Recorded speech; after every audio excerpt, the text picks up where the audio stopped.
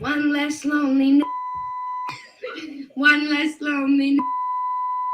One less lonely. There's gonna be one less. If I tell you I'll be part of the KKK, then there'll be one less lonely. There's gonna be one less lonely.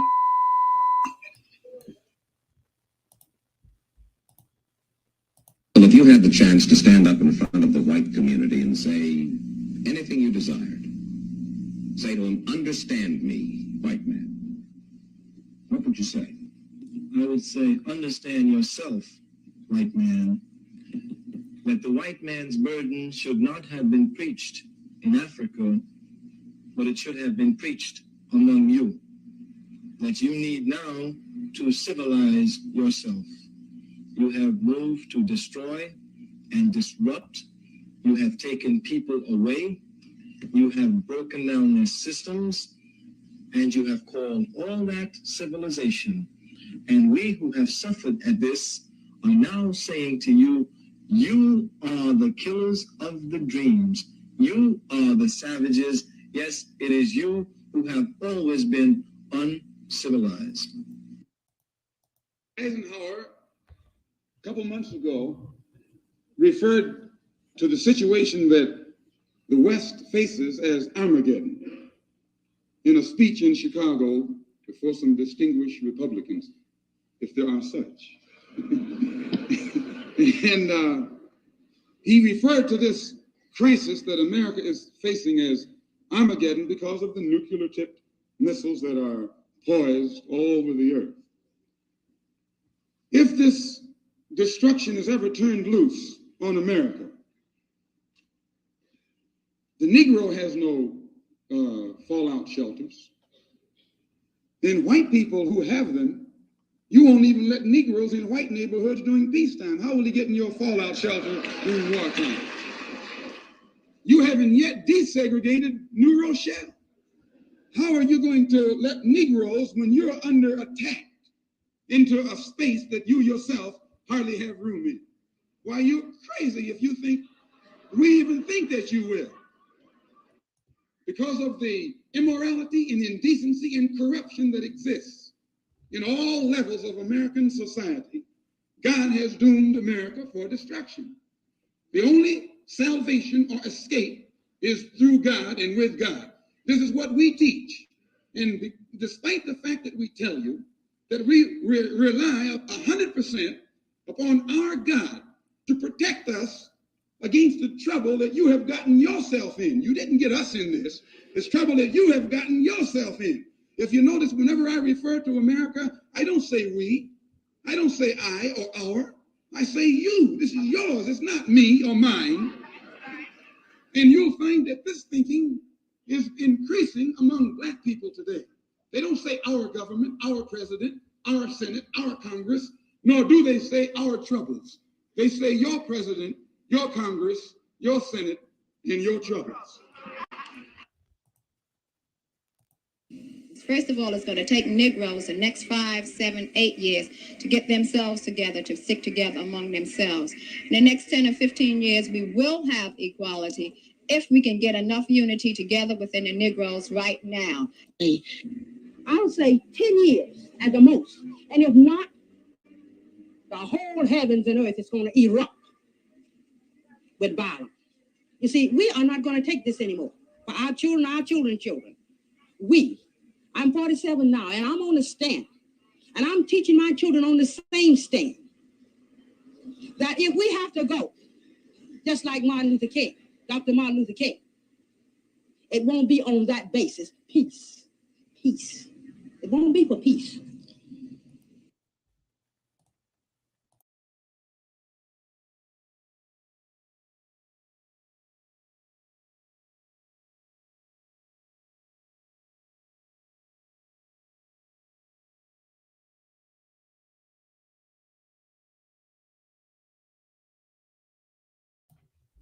What is good, my people?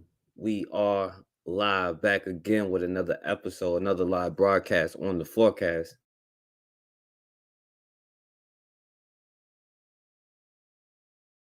What up? And peace to everybody that's listening.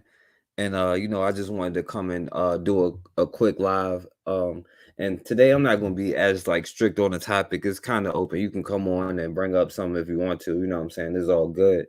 But I do want to come and let you know. Make sure y'all subscribe to the backup channel, the Forecast Radio 24, because I'm putting out a premiere right after this. So after this live is over, there's gonna be a premiere.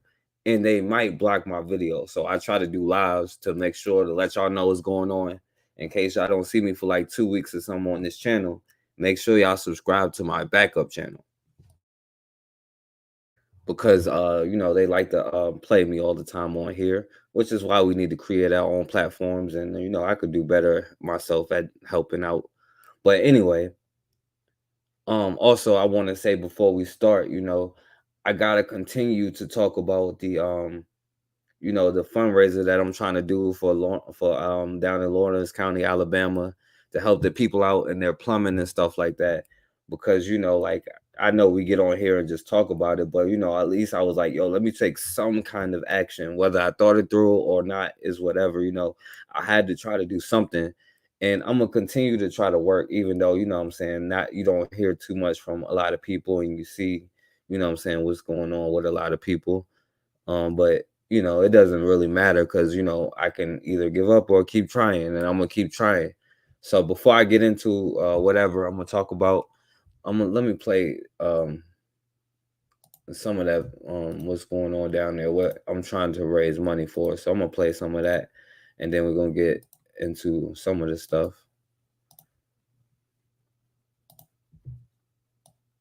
We turn now to a hidden crisis that's threatening lives in our most vulnerable communities. Many are living without things that most of us take for granted, like running water and sanitation.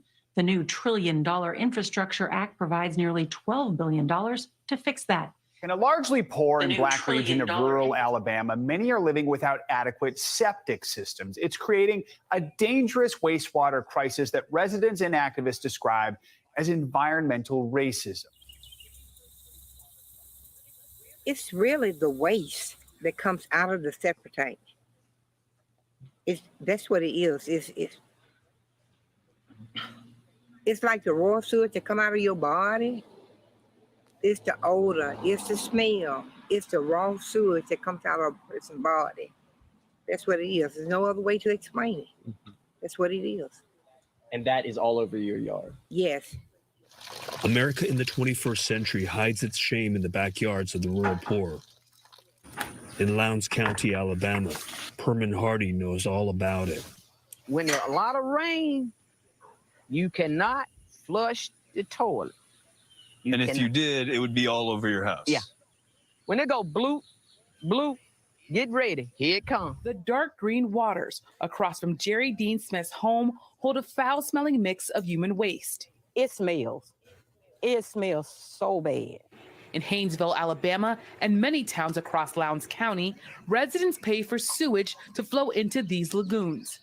But here, many homes have failing sewage systems or none at all. You got waste running in people's yard, neighbors' yard. It backs up in the majority of these neighbors' homes. It backs up in the bathroom and on the floors. In the unincorporated areas of this county, where Martin Luther King famously led the Selma to Montgomery March, there's no municipal sewage system.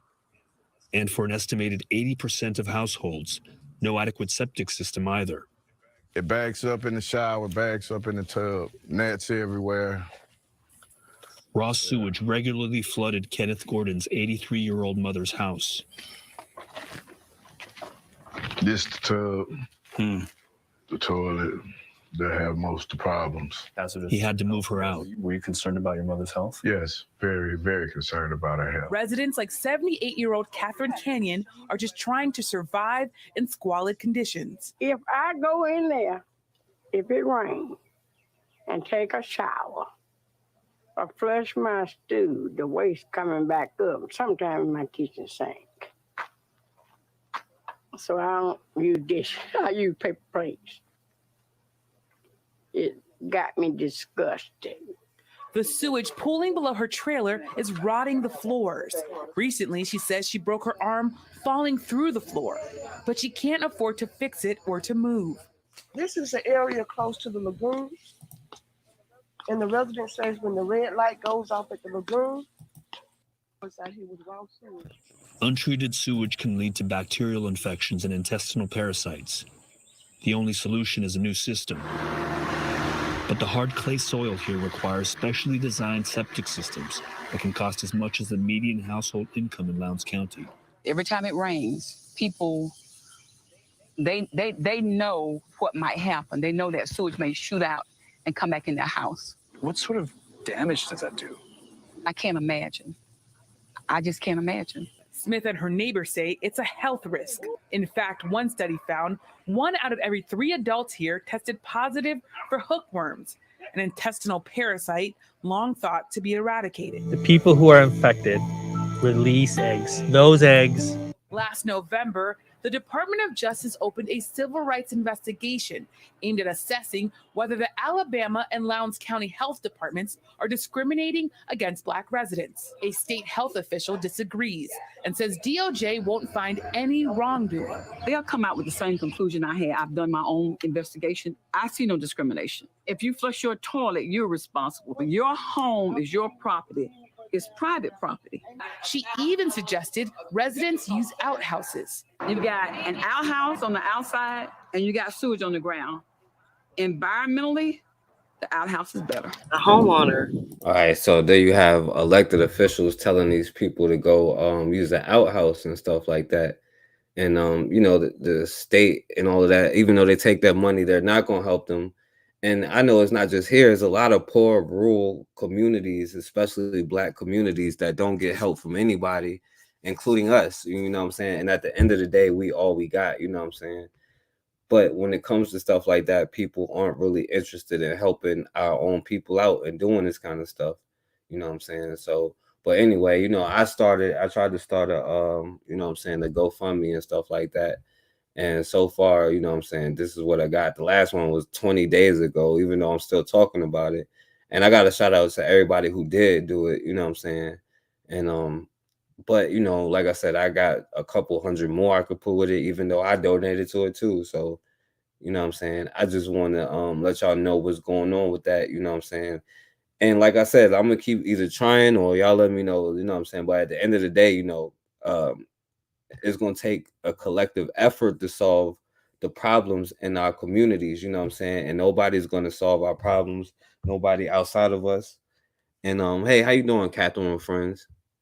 It is disgusting, but nobody's going to try to help them to fix it, you know what I'm saying? And there's other organizations that went down there and try to raise money, you know what I'm saying? If I could, and I put $10,000, you heard them say it's a special soil, so it cost them, that's how much they're trying to say it costs. But, you know, it don't have to be money. You could be your time or whatever. You know what I'm saying? If you don't believe me, you can go to these places yourself. I mean, I'm sure you see crises and problems all the time. Go start something and go take an action. That's all you have to do is just put something in action, and then the rest will take care of itself. You know what I'm saying? But, you know, like I said, I'm going to keep trying until, you know what I'm saying, we get there. But, you know, it is what it is.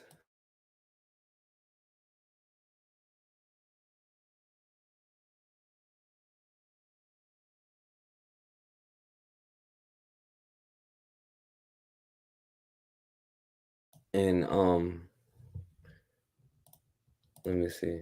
So yeah, like I said, man, I wasn't even gonna get into nothing like too deep today, you know what I'm saying? So I'm gonna play this video, I guess, since you know nobody here or whatever. I want to play this video because I got, like I said, I got a premiere coming up, and I would usually be doing a premiere on this would probably be a new one for this brother right here, but like I said, I haven't had time trying to finish the project that I'm working on, you know what I'm saying? So and I'm almost done with it, so y'all know about it soon. But let me go ahead and just start going. And I'm gonna put the link in the chat for anybody who do come on here. And if you want to come on, and you, like I said, it's not a strict topic today, you know what I'm saying? But I realize, you know what I'm saying, we like to talk about it more so we'll go back to like kindergarten for a day or two, you know what I'm saying? But anyway, before we get to any of that other stuff, let me talk about something a little bit more serious, and shout out to this brother right here. And you know, because there was another brother, I would have probably have done a premiere on this one. So I want you to see what happened to this brother Jalen Randall a couple days ago, like last week. So Tonight, the back and forth is heating up between HPD Chief Troy Fenner and the family of a man shot and killed by an HPD officer during a chase. Both sides are disputing where Jalen Randall was shot. Chief Fenner is asking for patience as the investigation continues. But Gerald Harris, who joins us from HPD headquarters in downtown Houston, says the family is concerned about the fairness of the investigation. Gerald? Yeah, family of Jalen Randall says HPD should not be investigating this officer-involved shooting themselves. And they say wherever Randall got shot, it doesn't matter because he wasn't a threat at the time, and he didn't have a chance to have his day in court. The parents of Jalen Randall are pointing to this nearly 5-second clip of HPD body cam video from Officer Shane Privet. Hey, let me see it. Oh. They say this is the moment where Jalen Randall was not given a chance to obey officer commands before Privet opened fire. The family's attorney, Ben Crump, says an independent autopsy shows Randall was shot in the back of the neck.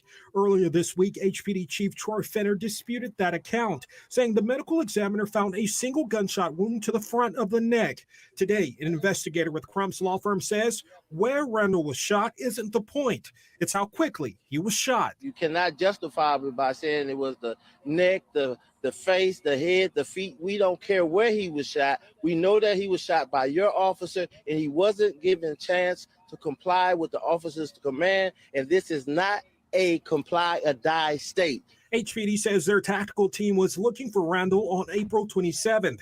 He was wanted for 3 outstanding felony warrants. Randall was the passenger in a car that sped away from officers, triggering a short chase. When the officer stopped, Randall jumped out and started running and was shot within seconds. It wasn't until later that investigators found a gun in the bag Randall was carrying.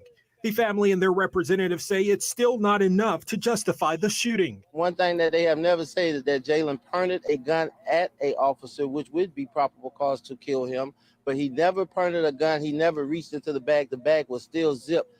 Randall's parents are asking Chief Fenner to take action against the officer who pulled the trigger. Chief, please, I'm begging you.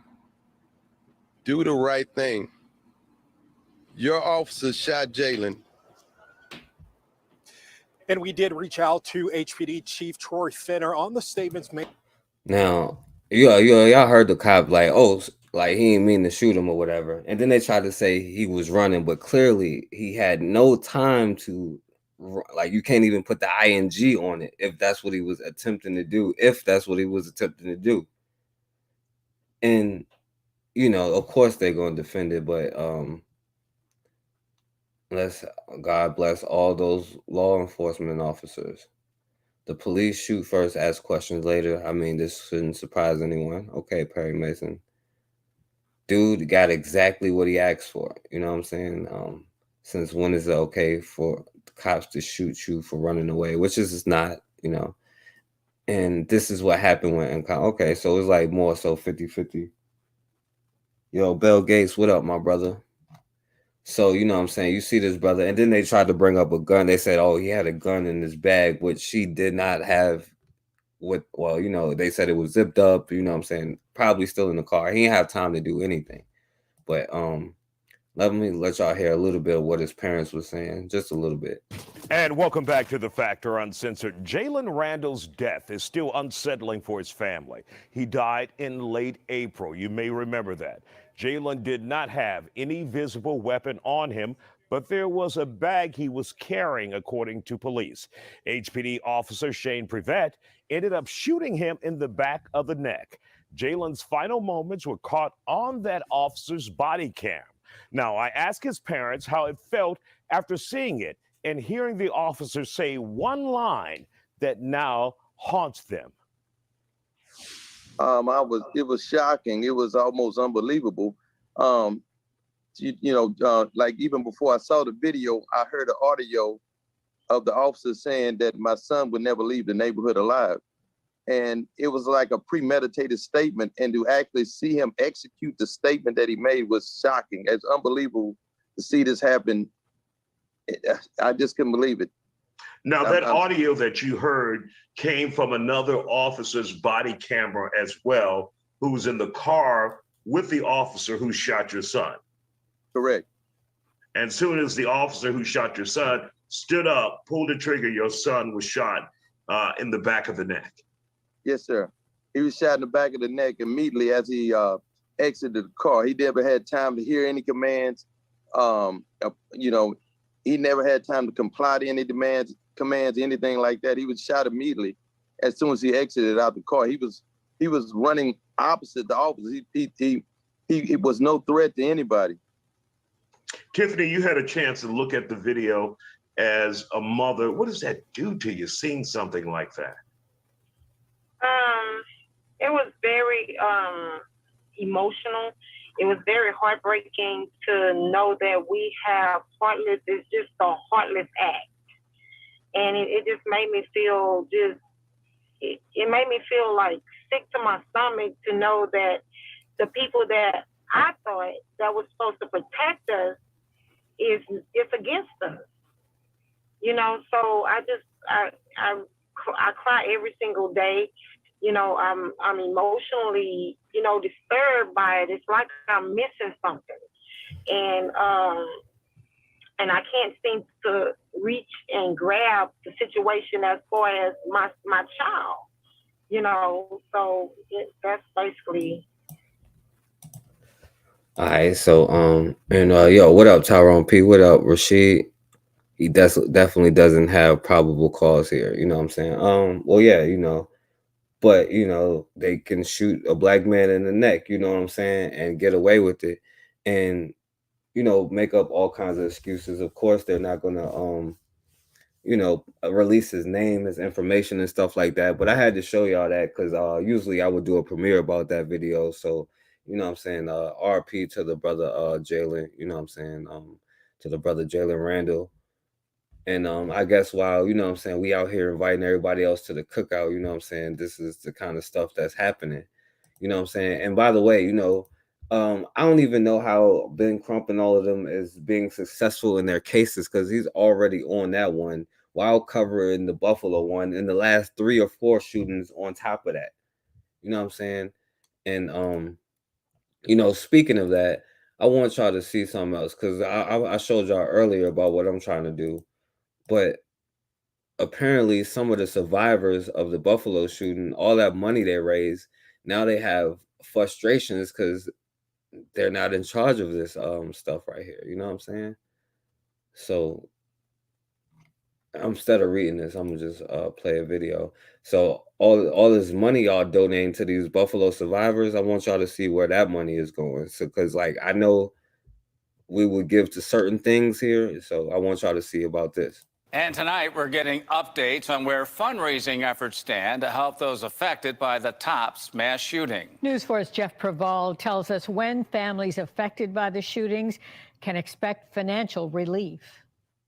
Today at the Buffalo Niagara Partnership, the steering committee for the Buffalo Survivors Fund met for the first time. The committee will be in charge of crafting rules and ultimately disbursements to survivors of the Tops mass shooting. In many ways, this steering committee almost acts like a jury because they're going to decide who gets what. The committee is made up of 25 members, mostly business and community leaders, and include the likes of Bills legend Thurman Thomas. And by the way, good old Thurman Thomas, and because that's a whole nother topic that black people is arguing about, because I know y'all busy watching the finals and I see a bunch of stuff talking about Daryl Curry and his wife. Now, this is a great question. Can you be black with a spouse like this and be about raising money for black people being shot down in criminal activities? And does it compromise you or no? I'm not saying Thurman Thomas is compromised or not. include the likes of Bills legend Thurman Thomas and his wife Patty. The committee will soon start the exhaustive process of determining who is eligible to be considered a survivor of the shooting. Details on applying to become eligible are expected to be released next week, and there will be a public comment period and a town hall on how the process will work. So far, the Survivors Fund has raised nearly $3 million, with hundreds of thousands of dollars that have been pledged. Raised $3 million. Raised $3 million. Hundreds of thousands of dollars that have been pledged. Fundraising will likely wrap up in September. And at the end of the process, we come back to the steering committee and we say, look, this is how much money's been donated. And this is the guy who's you donating your money to for these black men and women being shot down. This is the guy who started this organization. This is how many people we have in each of the categories of eligibility. Now you have to approve a distribution plan. Final distributions from the fund are expected to be made in October, but advances from the fund could be requested. There is a second fund that's been created, the Community Response Fund, intended to help organizations impacted by the shooting. The United Way is one of the organizations overseeing this fund. There is a commitment of about $3 million at this point. And one of the first steps that we have taken. They had to put a black woman out there to say this one. Because, you know, of course, they would have put a Hispanic if it was a Hispanic boy. Commitment of about $3 million at this point. And one of the first steps that we have taken is to get just about $560,000 or so out the door to 70 Black-led organizations. Nonprofit organizations are getting grants between $5,000 and $20,000. Again, there are two official ways on how to donate: the Buffalo Survivors Fund and the Community Response Fund. Now, look, I mean, yo, people are making a killing off of us being slaughtered. Yo, what up, Antonio Brown? Yo, I appreciate that, Tyrone. What up, Maya, the Rainbow Goddess? Yeah, you know, like Malcolm X said, you know, there's a definition of us, we, them, the, you know, my good brother MG2 mentions it too, but they're making a killing off of us being slaughtered. You know what I'm saying? They're making a killing on and even to the point where they're putting ads on these videos, you know what I'm saying? So 10 friends and neighbors, mothers and fathers, sons and daughters, each of them targeted because of the color of their skin. A fund to support survivors and victims' families has received almost $3 million so far. Two men who lost their mothers say they appreciate the support, but they're frustrated by a lack of information about how the money will be distributed. Michael Schwartz reports on the progress now being made. it sounds like familiar, like when these black children was being slaughtered and Black Lives Matter got all of this money and now it's missing. So let's hire Hillary Clinton to get behind the organization and be in charge of the finances. Yo, make your own organizations and go do this stuff yourself. You know what I'm saying? Like, and be the person who is your own savior, because people are going to market your deaths. Like, they make money off of us being slaughtered. Mark Talley's mother, Geraldine, was a loved member of her family who was killed 3 weeks before her 63rd birthday. Celestine Cheney, the mother of Wayne Jones, turned 65 the week before her death. No one called me and said, Mr. Jones, your mother down there. I found this all out on Facebook. Jones said he only learned of his mother's death after the Tops mass shooting was live streamed on May 14th. This video plays before I lay down at night. I play this video in my head every night. Still. Both men expressed their deep gratitude for the millions of dollars raised in the Buffalo 514 Survivors Fund. From the bottom of my heart, I really want to thank every single person who donated. You saw a terrorist attack happen, and that touched you to make you want to donate. And no words could express how appreciative I am. But they said they were frustrated to hear that the money wouldn't be distributed until December, telling me they just want the plans to be wrapped up already so they can move forward with the grieving process. And now having to constantly talk about my mother, the Compassion Fund, GoFundMe, donations, I'm really not living Groundhog Day. Both Tally and Jones told me earlier in the week that they've been kept out of the loop on logistics. We don't even have any clue what's going on, really. But that changed on Friday when the organizers of the fund and the victims' families met for the first time. Tally tells me Friday's meeting went well, exchanging information, with the organizers being transparent with their plans. In Buffalo, Michael Schwartz, 7 News. And the fund's co-chair, Reverend Mark Blue, says a draft protocol for the fund will be available in the next week. Public comment will be heard in an open-door meeting on July 21st. Right. So, you know, they're like, we need this money. Of course, they got to throw this ad on there and make some money on top of that, you know. But I want you to hear what this white boy is trying to tell them about this money he's raising off of their family members' deaths. And they're telling them, look, we want you to stop, but they don't care. And they've reached whatever quota they have, so they can stop if they want to, and give them people the money to let them do whatever if that's what he wanted to do.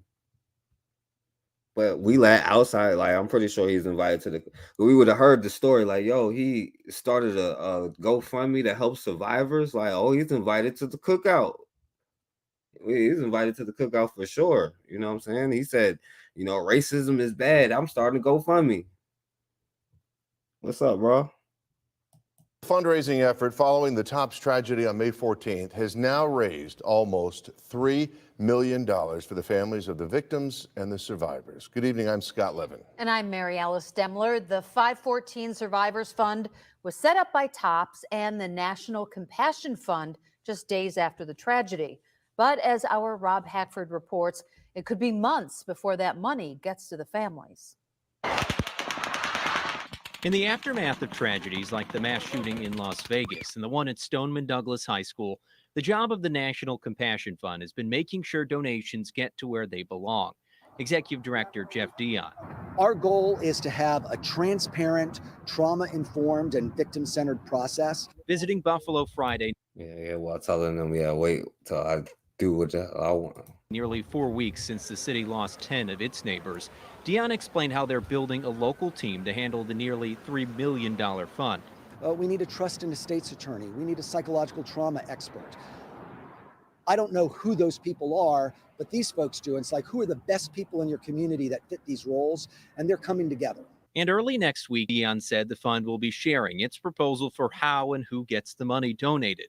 I'm very glad to hear that they are moving toward putting out the rules of engagement. Buffalo Common Council President Darius Pridgeon. But I want to be clear, they are not the only fund out there.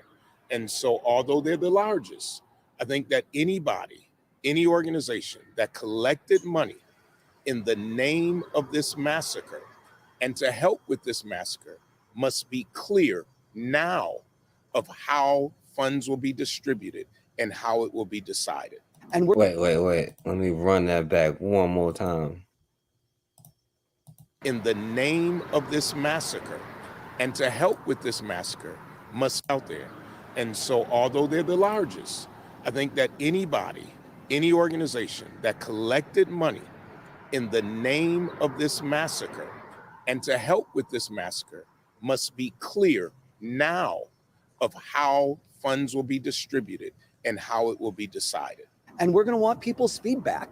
And it's going to say, this is the timeline, this is who should be eligible, this is how we're going to do it. And then we want to hear from people whether they think we should do it differently. First of all, he started it for the families of the survivors. And now he's talking about, we want to hear feedback, who should be available, how we should. We want you to stop getting money off of these people and give it up to all of these family members and go somewhere else. Go raise money for those little dead white kids in Texas. You know what I'm saying? Go do that. Go have a, you know what I'm saying, a little, what was it? That's in the 90s when they shut up that school. Go have that a Columbine moment. You know what I'm saying? Instead of an Emmett Till moment, go have a Columbine moment. Whether they think it's good or bad. I think the concern is you have people who were in the faces of these families. Whatever you need, we're going to be there to help you. You have people saying we're going to pay for the funeral costs, and still nothing has been paid for.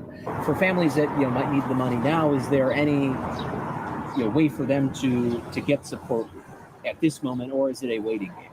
No, absolutely. There are other funds that are available right now, and we know who they are, and we're happy to plug those, refer those families to those groups. You hear that? He said, yo, what about if they want their money now? Well, yeah, well, I'm not going to give them the money I raised off their behalf, but I'll show them people who are actually trying to give them money and that we are aware that we're monitoring, like, what is he, the FBI of donations? Might need the money now. Is there any way for them to get support at this moment, or is it a waiting game? No, absolutely. There are other funds that are available right now, and we know who they are, and we're happy to plug those, refer those families to those groups that make immediate assistance available. But the largest amount of money will come at the end of the process. A process that Dion expects will conclude sometime in October. He says pledges made by corporations and money raised through efforts like T-shirt sales by the Bills take extra time, so the fund will remain open for donations until September. Well, Dion did say that anyone looking to follow along with what happens to the Survivors Fund can also sign up for updates on their website, nationalcompassionfund.org. Also have that. All right, so y'all remember that, these fools making money. Yo, what up, Bukari?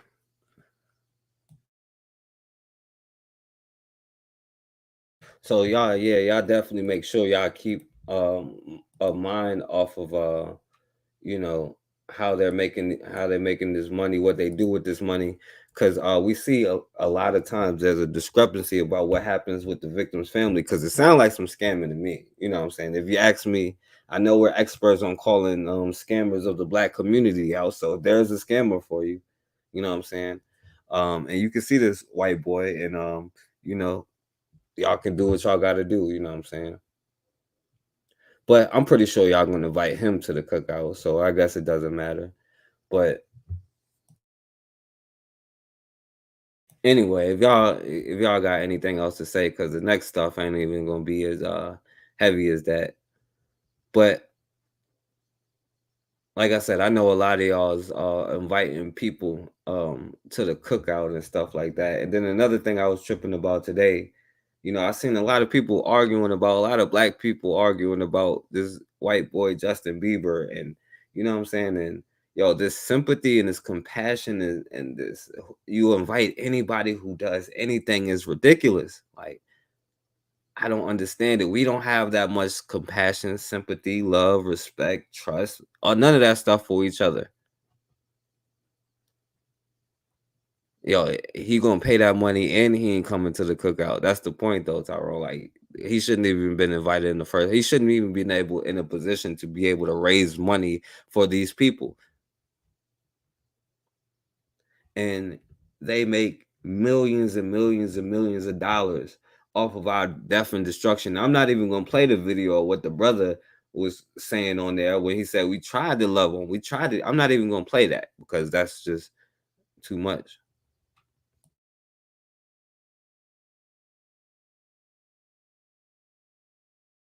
But instead of doing stuff like that, we'd be worried about, is Justin Bieber invited to the barbecue? Now everybody got their hearts broke about what's going on with him. I'm not even sure if y'all heard about it, but I seen too many Black people today, like, making all kinds of excuses, talking about he was young, he was this, he was that. And if you don't know what I'm talking about, let me show y'all this, you know what I'm saying, for anybody who does know the situation. One less lonely, one less lonely, one less lonely. There's gonna be one less. If I tell you I'll be part of the KKK, then there'll be one less lonely. There's gonna be one less lonely. That's good old boy J Beebs. Oh, hold on, he got another racist joke for y'all. Father's Day. What does it mean? That's just straight. Why are Black people afraid of chainsaws? Don't even say it. Don't say it. You can say motorcycle too. The Sun on Sunday newspaper claims the Canadian musicians. But, of course, all you have to do is issue an apology And you know what I'm saying, you back in black people's good graces and stuff like that, because he was just a child saying this kind of stuff, you know. Now you be willing to throw a black kid or lock the black kid up and throw away the key. Now this is the psychological damage that we have in our communities, you know what I'm saying? And I know a lot of people make excuses for that kind of stuff, and all he has to do is something like this and y'all forgive him. Welcome to the Justice Tour.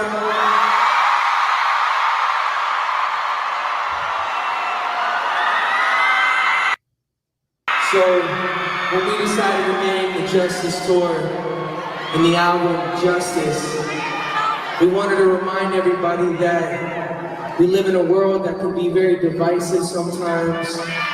You know, we just wanted to come together and remind everybody that we're all in this together. We have far more in common than we don't have in common, so there's that.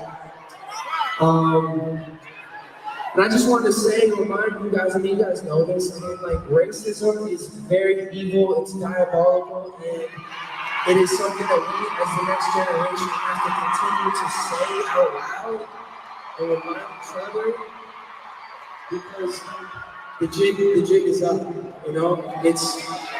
It's over with. So I just want to say, I love you guys so much. You're all great.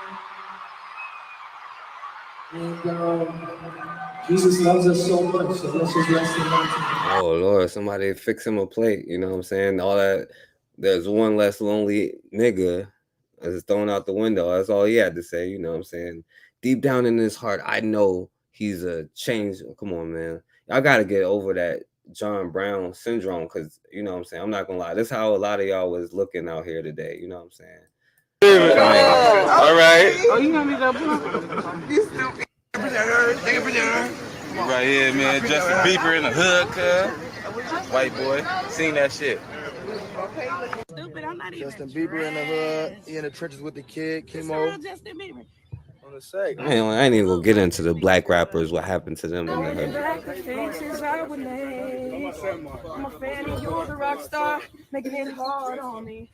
Visualize a monster, cause you're too bad for me. Shot that arrow, I'm hit. Need you right near me. All right. Oh, This is how a lot of y'all was feeling today. I'm not even gonna lie. Oh, okay. You know? Okay, Justin, do your thing then. Yo, my God, that was the most genius thing that I've heard. You know what I'm saying? Just maybe, there shouldn't even be a damn barbecue in the first place. But, you know, the problem is we still caught up on this John Brown syndrome. You know what I'm saying? Can any of y'all name a person who was a black person who was fighting with John Brown? Name one person. And there's been a movie about him, and it's on like HBO right now. Can y'all name one black person who's been fighting with John Brown?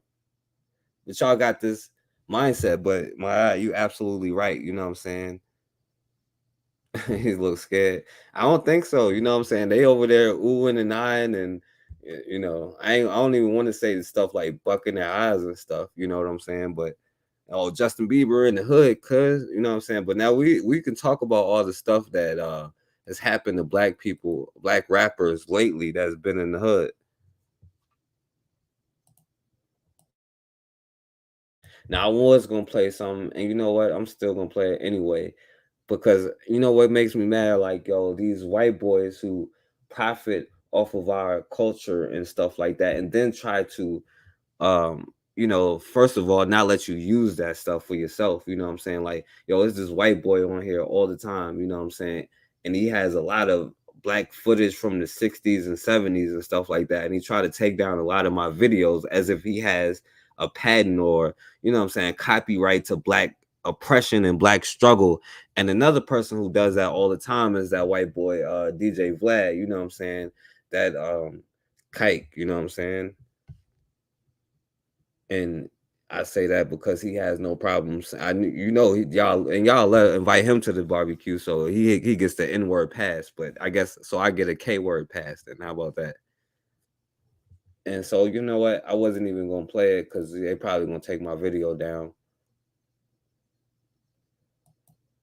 But I'm gonna just play the audio of it then, because you know they like to do that kind of stuff. They always flagging my channels anyway, and you know y'all give them so much power as these white saviors, these white helpers, and stuff like that. And so DL Hughley, he was talking to DL Hughley about Justin Bieber racist song as a kid. Should it have statute of limitations? What do y'all think? Should it have a statute of limitations? Should we forgive him? And you know, we saw him make that speech on stage, you know what I'm saying? So let me play it.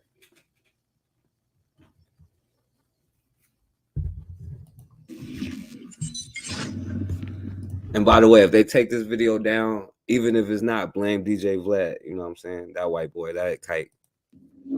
Right. I mean, because the whole statute of limitations thing is kind of interesting, because remember the Justin Bieber thing with that video, One Less Slowly, N-word, right. and he went on. He's like, oh, you know, if I kill you, I'll be part of the Ku Klux Klan. Right. It was really like seriously offensive. And look, he's the darling of hip hop still to this day. Everyone's dying to get a feature from Justin Bieber. The darling of hip hop. It's the darling of hip hop. It's crazy. Get a hook to do a song with Justin when he said it.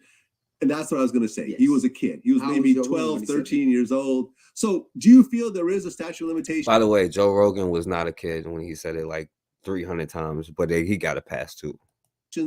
When it comes to being underage and being a dumb kid, and that doesn't apply when you're an adult? Or I think that we have this logic I can't rectify. I can't rectify it.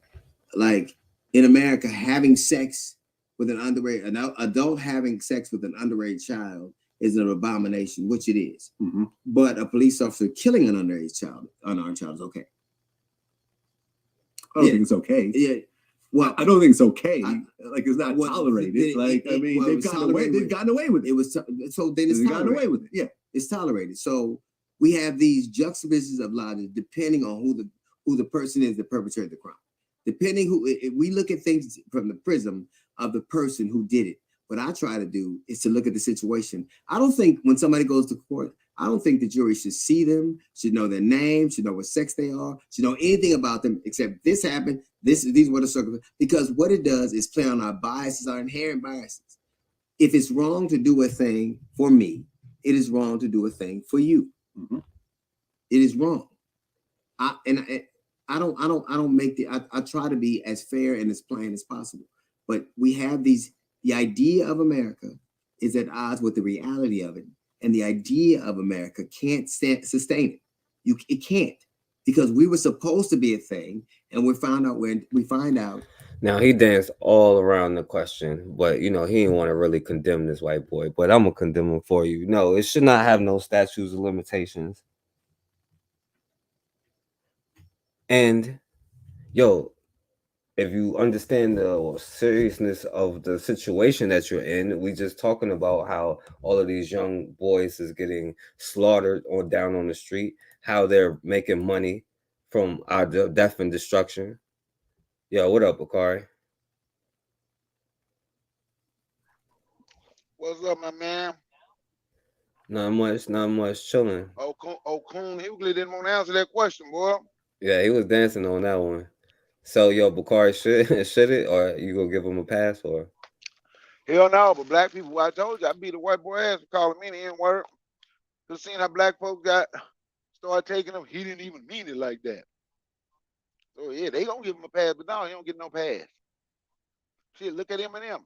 Look at the son, Eminem. Yeah, talking about black women. But he came out and did something talking about Donald Trump. Let's see, you could have went on Facebook and seen that. See, Eminem, he the type of white boy, he can get a pass with the N-word. What the hell? Shit, look at Mark Wahlberg, Marky Mark and the Funky Bunch. Look how many black people flock to watch his movies. Shit, he almost beat a black dude to death with a baseball bat when he was coming up. His gang attacking black folk. Bakari, we go see Liam Nelson movies or whatever his name is. Nelson. You heard what he did, right? No. Oh, he said he was about to kill. It was something like that. Like he was gonna kill a black man because a white girl said she raped him or some crazy stuff like that. He was like, "I'd kill a black man for rape." Basically, kill a black man for raping a white woman. It was like some lynch type stuff. Mm. Yeah, I believe it. He But said it yes, was of out of course. context. Though. I think. Oh, you know what? I do remember that. I think D.L. Hughley took up for that. Hmm. But hey, I don't know, man. You know who Rodney Dangerfield is? You ever heard of Rodney Dangerfield? Yeah, he was kind of whack me. I got you. It's not whether he's whack or not, but we the Rodney Dangerfield of society. Get no respect. I just get no respect. I get no respect. That's what made Rodney. I get no respect. That's who we are. We get no respect. So then when you think about it and look at our actions and look at what we'll give a pass to, and look how you can ask somebody about that. He started talking about sex with underage and all this bullshit and when you go to court and how people should be seen and so on and so forth.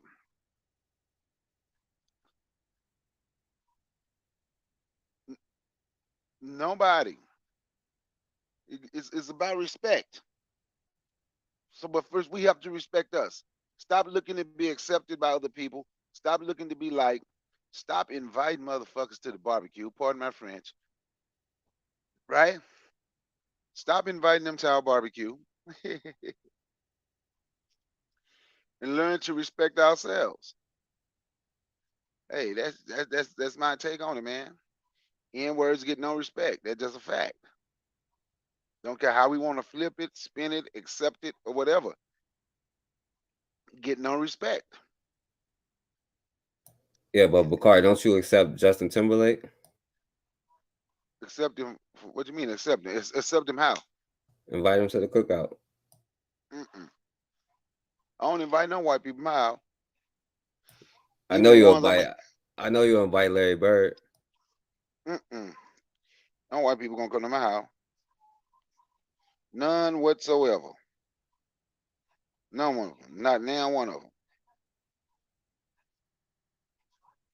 Now one of them is coming to my house, and I don't go to their house.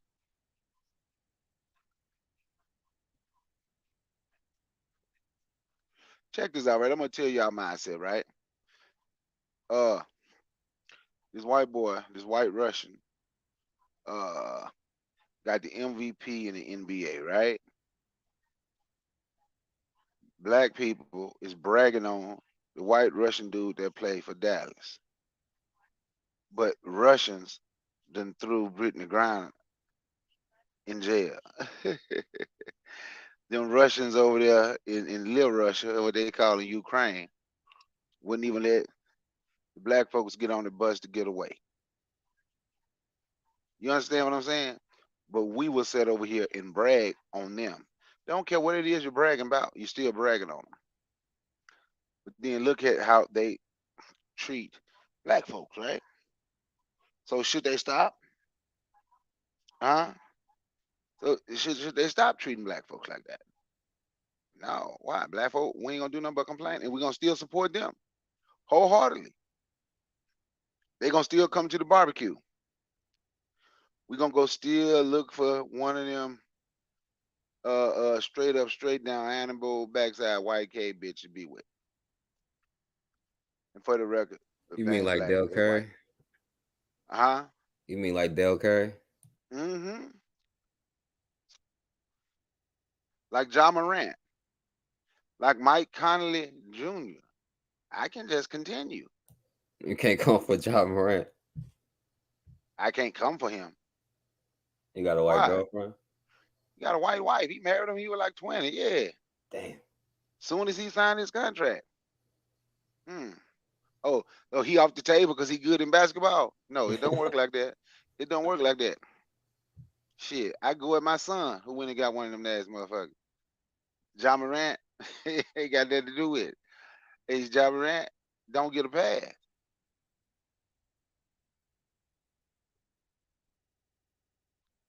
Hey, Yeah. Bakari, did you see the one earlier where I was talking about the Buffalo shooting? Nah, I mean, like I said, man, I ain't even get the notification. Yo, you remember Thurman Thomas? Yeah, the football player. He got a white one. He got a white wife too. Yo, he was just on here.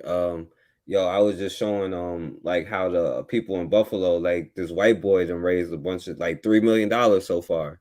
And he got all of this stuff coming behind him. And then when they was like, yo, we want this stuff to be over, we want our money now, they like, well, you go donate to another organization because we ain't giving it to you right now. You know what I'm saying?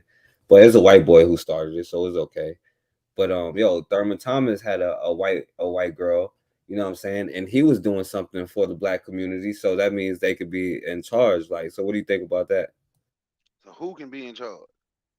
Thurman Thomas. Is he necessarily in charge? He got a white wife. See, here lies the problem. People like that can't be in charge of nothing that's happening for black folks because they don't have no loyalty to black folks. Their kids don't have loyalty to black folks. Don't care how much they scream and cuss. They don't care how much they act like they care. They have dual loyalties. Their loyalty can't not just be to you because they're not going to give up the other side of their family. So if I step out and I go marry one of them, obviously my loyalty wouldn't to you because my loyalty wouldn't even to my mama. To marry something and make babies with something that's completely opposite. But hey, if we doing something, take advantage of it. But I'm just saying No, how I look at it. no, Bakari, you know white women can have black babies, right? They can have a baby with some black in it. And matter of fact, I'm gonna tell you something, right? And due to the fact of what happened to black folk in this country during enslavement, right? Most mixed kids genetically is, according to DNA, is more white than black. Think about that. It's more white than black. But hey, but we got a lot of folks who like to everybody mixed in a way. And now all black people mix. You know, you got some black people that want to tell you should claim your slave master. You know? So can't no white woman have a black baby. She can have a baby with some black in it. Damn. But she can't come to the cookout though, right? Nah, no. All right. Well, I mean, there's a lot of white girls that be at cookouts. I'm not even gonna lie to you, my brother. There's gonna be a lot of white girls there, yeah. Because black people is addicted. Something wrong with black folk. All If we gonna right. be honest, if we gonna be honest. Yeah. Yo, let me. And speaking of that, let me go on to the next thing because on your last John Bakari, y'all had a good conversation about protecting black women and stuff like that. You know what I'm saying? I'm kind of glad you did come on here now. So I wanted to show this video. I've been meaning to show it for a while now, and it's from a couple weeks ago. But I wanted to show you another video. Update on my racist Hold on, my bad. neighbor that's been yelling slurs through the wall. His name is Stephen Ryan Futrell Jr. Ryan currently attends Mercer University's School of Law. He's originally from Spartanburg, South Carolina. His mother is a day school director at a Presbyterian school. His father is a project manager at a real estate development company. Oh, and he has one brother named Jake. Per his LinkedIn, he goes by Ryan F. And he plans on sitting for the bar in North Carolina in July 2022. Please stop and read this email that I sent my property manager. Because not only is Ryan yelling slurs through the wall, it has escalated to this. I don't want to read these words because I don't want TikTok. Nah, I will read them because they probably gonna ban me anyway. Because I'm telling y'all, you're going to be strapped up. You know what I'm saying? It doesn't really matter if stuff is real or fake. You want to be prepared for whatever may happen. If there is an ammo shortage, you want it to not affect you. There is a gun shortage, you want it to not affect you. You know what I'm saying? Somebody else talked about the guns that you can make. You know what I'm saying? Like that's a good idea, but these other groups of people are not afraid and they are strapped up and they're not afraid to bust their guns. And she said what he told her is, I'll kill you.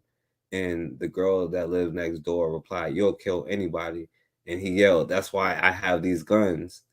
he is yelling these things so that I can hear him, and it has become threatening. So she's basically saying, you know, I'll kill you. And I showed a lot of videos already of like accidental neighbors killing them, and then the white boy get off because he killed this black neighbor and stuff like that.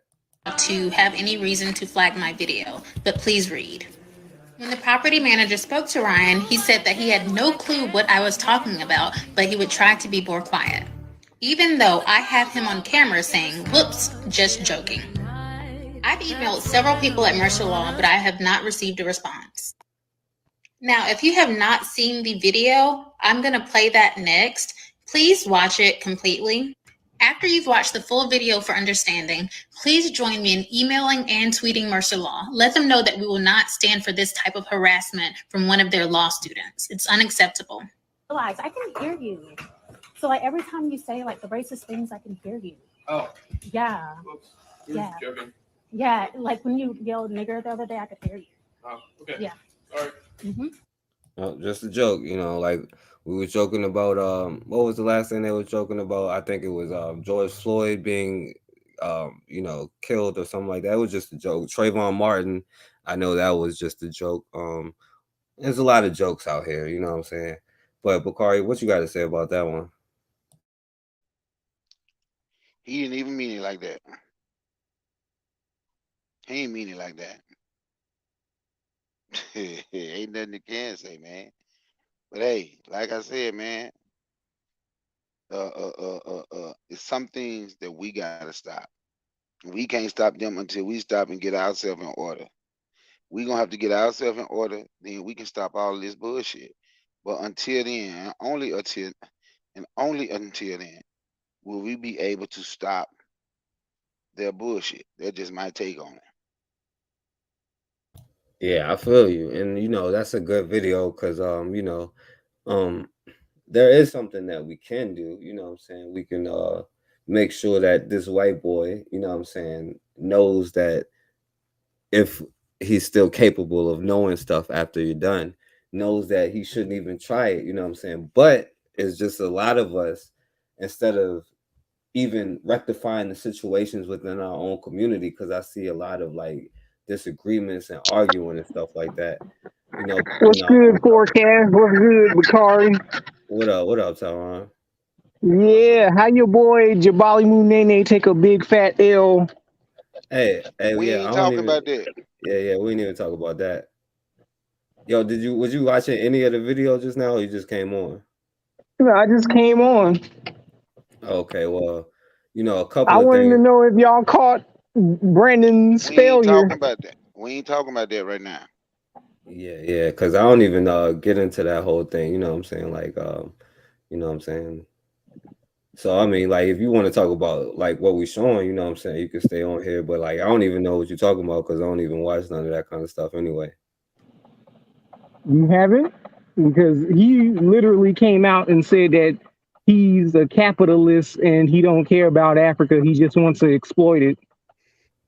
Okay. Okay. How is that Pan-Africanism? Okay. We ain't talking about that right now. When do you want to talk about it? But you ain't finna change the subject right now. Absolutely, but when do you want to talk about it? It really doesn't matter to me what It actually does matter because hey, forecast, man, we like to do Nah, something. it's all good because Topic. because I said at the beginning this is a open thing, you know what I'm saying? So Tyron, let me ask you, are you a capitalist? Heck no. What are you, a socialist? Heck no. What I'm are just you? an individual that want our people in America to get our shit back, our fucking restitution. Okay, so what can you define a capitalist for me? Your boy said that he wanted to be a colonizer of Africa. He wanted to build a monopoly. No. He asked So the you, answer could would be no. you define Yes, capital? I know what a fucking capitalist. I just tell me. A capitalist is a person that wants to take advantage of people financially. That's a fucking colonizer. That's the definition of a capitalist? I'm not reading off a fucking definition from a dictionary. From my perspective, that's a fucking opportunist. Do you have a job? Do you have a job, Tyrone? Absolutely. Do you, Bakari? So Better yet, well, no, Tyron, you have. wait. Okay, go ahead. He against Now explain to us. he's against Explain to us how is capitalist? How is a capitalist? How is Pan Africanism? How is Pan Africanism capitalist? Why would that be? Why would that bring unity? Why would that bring black unity? You're not gonna hold do on, that. Bakari. Hold I on, was y'all. talking. One at a time. Cause I was talking. So every All time right, you try let to him talk let while him I'm talk, talking, Tyron. I'm just gonna. But okay. So I asked, did he have a job? And he said yes. But he say he's not a capitalist, but he'll go work for a capitalist. See me, I believe in capitalism myself, just like so did Marcus Garvey. I'm a business owner. I have a dump truck. In the next few months, I will have my second dump truck. So you say, how will capitalism help black folks? We the It only. doesn't. Okay, good. Especially not in Kenya when this Negro is a fucking damn quote unquote alleged Fulani Balanta. Yeah, but Tyron, you know But why he you running saying? to Hold on, Africa to hold on, exploit Bakari. their people. I got you, Bakari. Hold on. Hey, Tyron, I'm gonna show you this real quick. Tyron, don't you have a business with the genealogy thing? I don't run a bit genealogy business. So you don't have a business? Genealogy is geared towards you personally finding your own No, but relatives. you said you would do it for other people for a price, though. I No, heard you I did say that. not. When did I say this? Forecast. When did I say that I will do it for other people? When I came on Hard Code thing, I was like, yo, When I came, nothing. All right, You so didn't even have any evidence of that when I said that. no, yeah, we So could go to Hard Code. explain to us So how no, the fuck is so let me ask you this then. So you Brandon would never building start up. alleged 100-acre wood orange orchard in Africa? How the fuck does that help Black America as a whole? Okay, let me tell you why. Because I'm gonna show And you. this is First of going all, on in Kenya, not no Guinea-Bissau where he self-proclaims to be from. I'm gonna let you go, Bakari. Hold on, just give me a minute. You know what I'm saying? Now, Tyron, first of all, so you wouldn't ever start a business? Absolutely, I'm starting a fucking TV show of my own. First of all, that's called capitalism. Unless you're going to do it for free, that's called capitalism. I'm doing it with my own paper, though. I'm not exploiting Africans. Number two, okay. I'm not exploiting Native Americans. I'm not doing any of that nature. I'm doing this from grassroots, from my own pockets. But I'm gonna show you why you're full of it. You know what I'm saying? Because like where capitalism does help you is like, yo, do you not think that it costs money to like get farmland, raise food and stuff like that? Does not but why is he doing it in Kenya? I mean, he could do it wherever. Kenya ain't this nigga homeland. But you're not doing it in your homeland. That's the point. Because I'm talking Actually, I'm doing my TV show in my homeland. I made it. You're talking I about made a it TV show, and last year. I actually made the pilot last year for an event. You don't understand. So what are you talking about? First of all, you're lost because you don't understand the definition of capitalism. Where you hold on, wait a minute. No, I did not lose. For one, how does that Pan Africa? How is capitalizing on Kenya? No, helps black people in America. How does that work? No, because when I'm talking about helping black people here in America, you're talking about somebody else in Kenya. So Brandon ran over there to Kenya, capitalizing, exploiting Kenyan Africans like O'Shea Jackson, but listen, like what you're doing Phil Rise is currently doing. But I'm gonna show you how that's slow because I could be like, yo, well, Tyreek, you and Tyreek are responsible because you both feel like you're indigenous. You see how crazy that is to put one person and say this one person is doing Tyreek don't believe that he's indigenous. He believe he a mixed mutt. You are though, but you know, because like that's the whole other thing, you know what I'm saying? But that's I didn't even really say that. So explain to us how does being a capitalist help black people in America when you making profit off of Kenyan to little to no money, allegedly building an orange orchard in infertile land overseas? How is that Pan-Africanism? How is him helping? How is him helping people over in Africa? Is what you asking me? In Kenya, that's not his homeland. That's somebody else's shit. Do you know what? Because you don't understand what called capitalism is, bro. Like, nigga, that's not Pan-Africanism. Okay, what is Pan-Africanism? Pan-Africanism is uniting the entire continent of Africa. Is the entire continent of Africa united? Is it united? No. Is it united? Are they economically building with each other, with the indigenous tribes that's neighboring to each other? Are they united? No, they're not united. Hey, look, Exactly.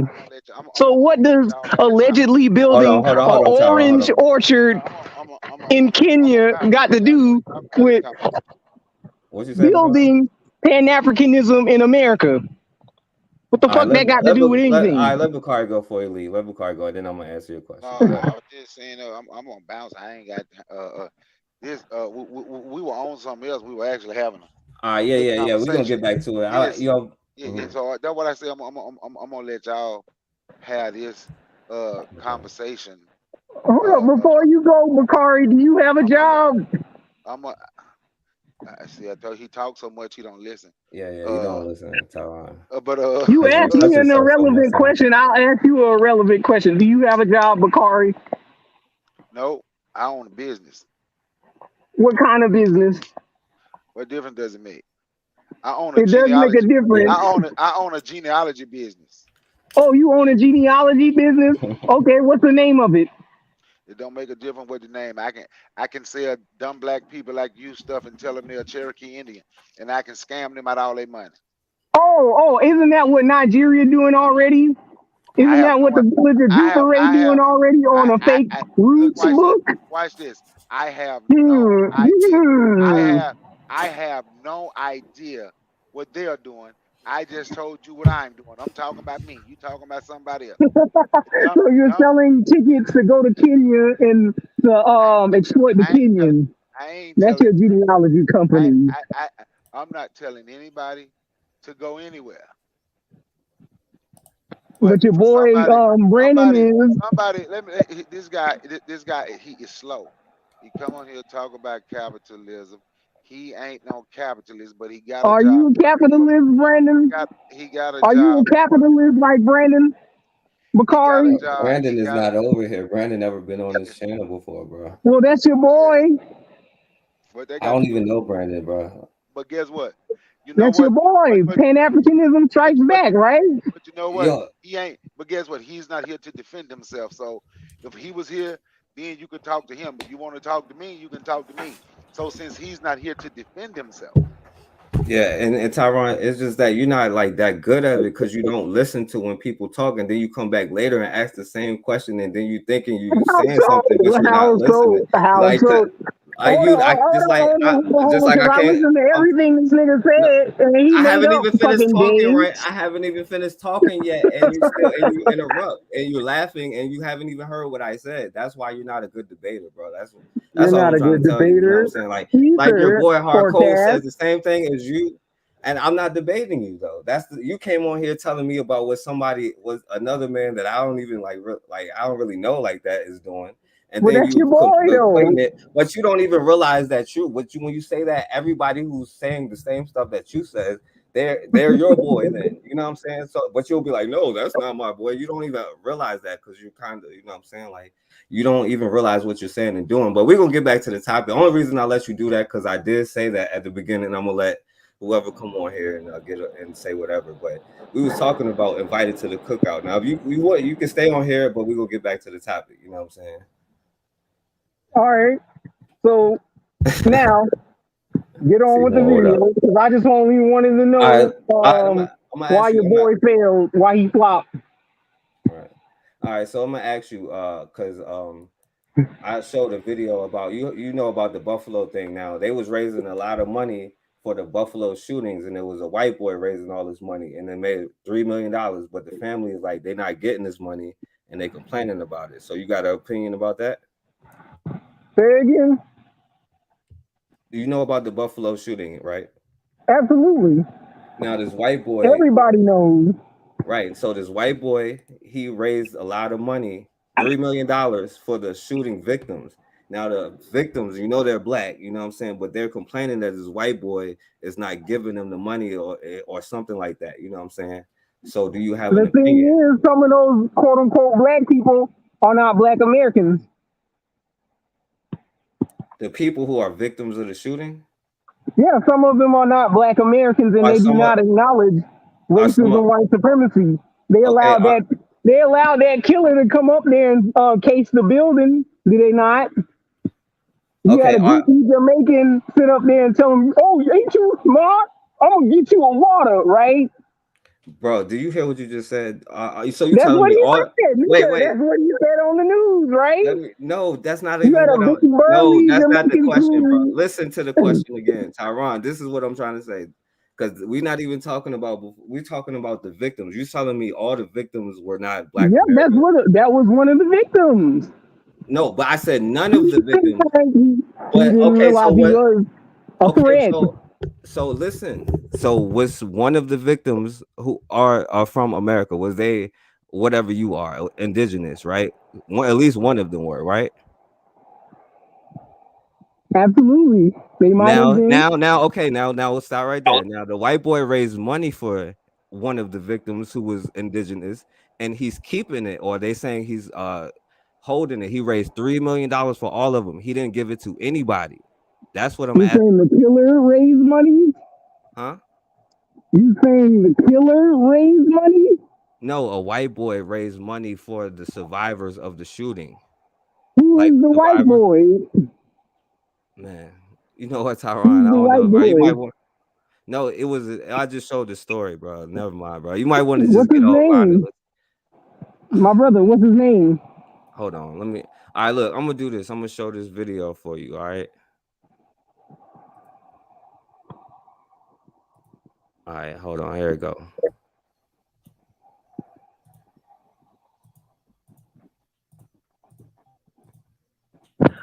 All right, y'all. Let me know if y'all can hear it. Families of the victims and the survivors. Good evening. I'm Scott Levin. And I'm Mary Alice Demler. The 514 Survivors Fund was set up by TOPS and the National Compassion Fund just days after the tragedy. But as our Rob Hackford reports, it could be months before that money gets to the families.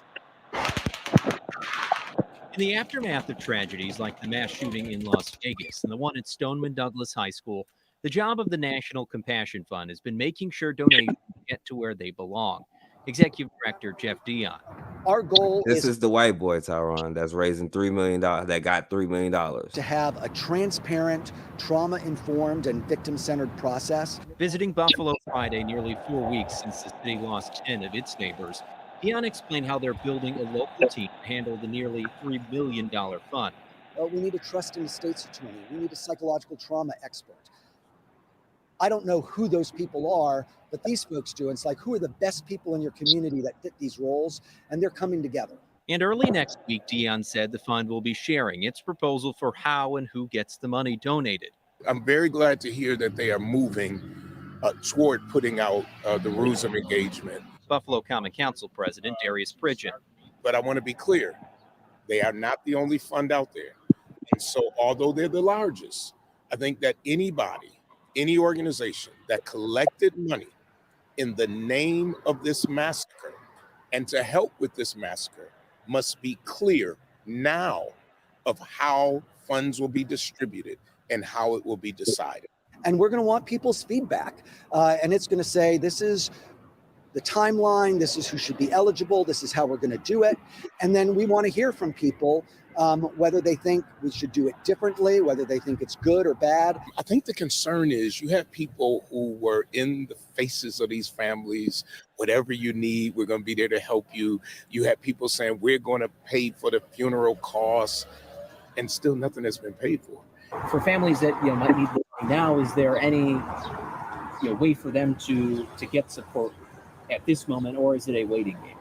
No, absolutely. There are other funds that are available right now, and we know who they are, and we're happy to plug those, refer those families to those groups that make immediate assistance available. But the largest amount of money will come at the end of the process. A process that Dion expects will conclude sometime in October. He says pledges made by corporations, money raised through efforts like T-shirt sales by the Bills take extra time. So the fund will remain open for donations until September. All right, now I'm asking you this because this dealing with black people in America, it has nothing to do with what you're talking about. So, like, unless you're addicted to Pan-Africanism, For one, like the BLM, isn't that a Pan African organization? man, Hillary Clinton in charge of the money. What are you talking about? Hey, I'm out. Hey, BLM, I Black stopped Lives Matter. this Ain't guy that a Pan African organization? All right, so apparently you don't care about the indigenous people because you No, them Negroes, if they wanted that money for people, that's the victims, they should have saved that money up and put it towards an actual GoFundMe that the family set up and not fall for these scam organizations. right now talk about that. That's what I wanted you to talk about. There you go. There you go. Or you can Shit, only it's talk not about that black people. hard, nigga. Like, So you can you only got really do Pan that when it's a African black person. organizations like BLM, right? Ain't that a black organization? No, George Soros funded is a white organization. Now what? No, So you're not gonna talk BLM about is them a no more? black No, organization. no, it is not, bro. No, it is not. Yes, it is. Yes, it is. It's founded by pro-black Pan-African women No, it was not. It was they that made a are not of hashtag. Black American That made a ethnicity. hashtag. It was George Soros, a white boy, who put the money up, who But started that, still, it was who made it an carrying the organization. red, black, So and no, it's green not. flag. So no, it is not. It's a white boy Yes, it conversation. is. It's a Pan-African organization. With Hillary Clinton, Stop lying to yourself, bro. That is a pro-black Pan-African organization. The only difference is they don't talk about black men. They mostly push LGBT and feminist ideals.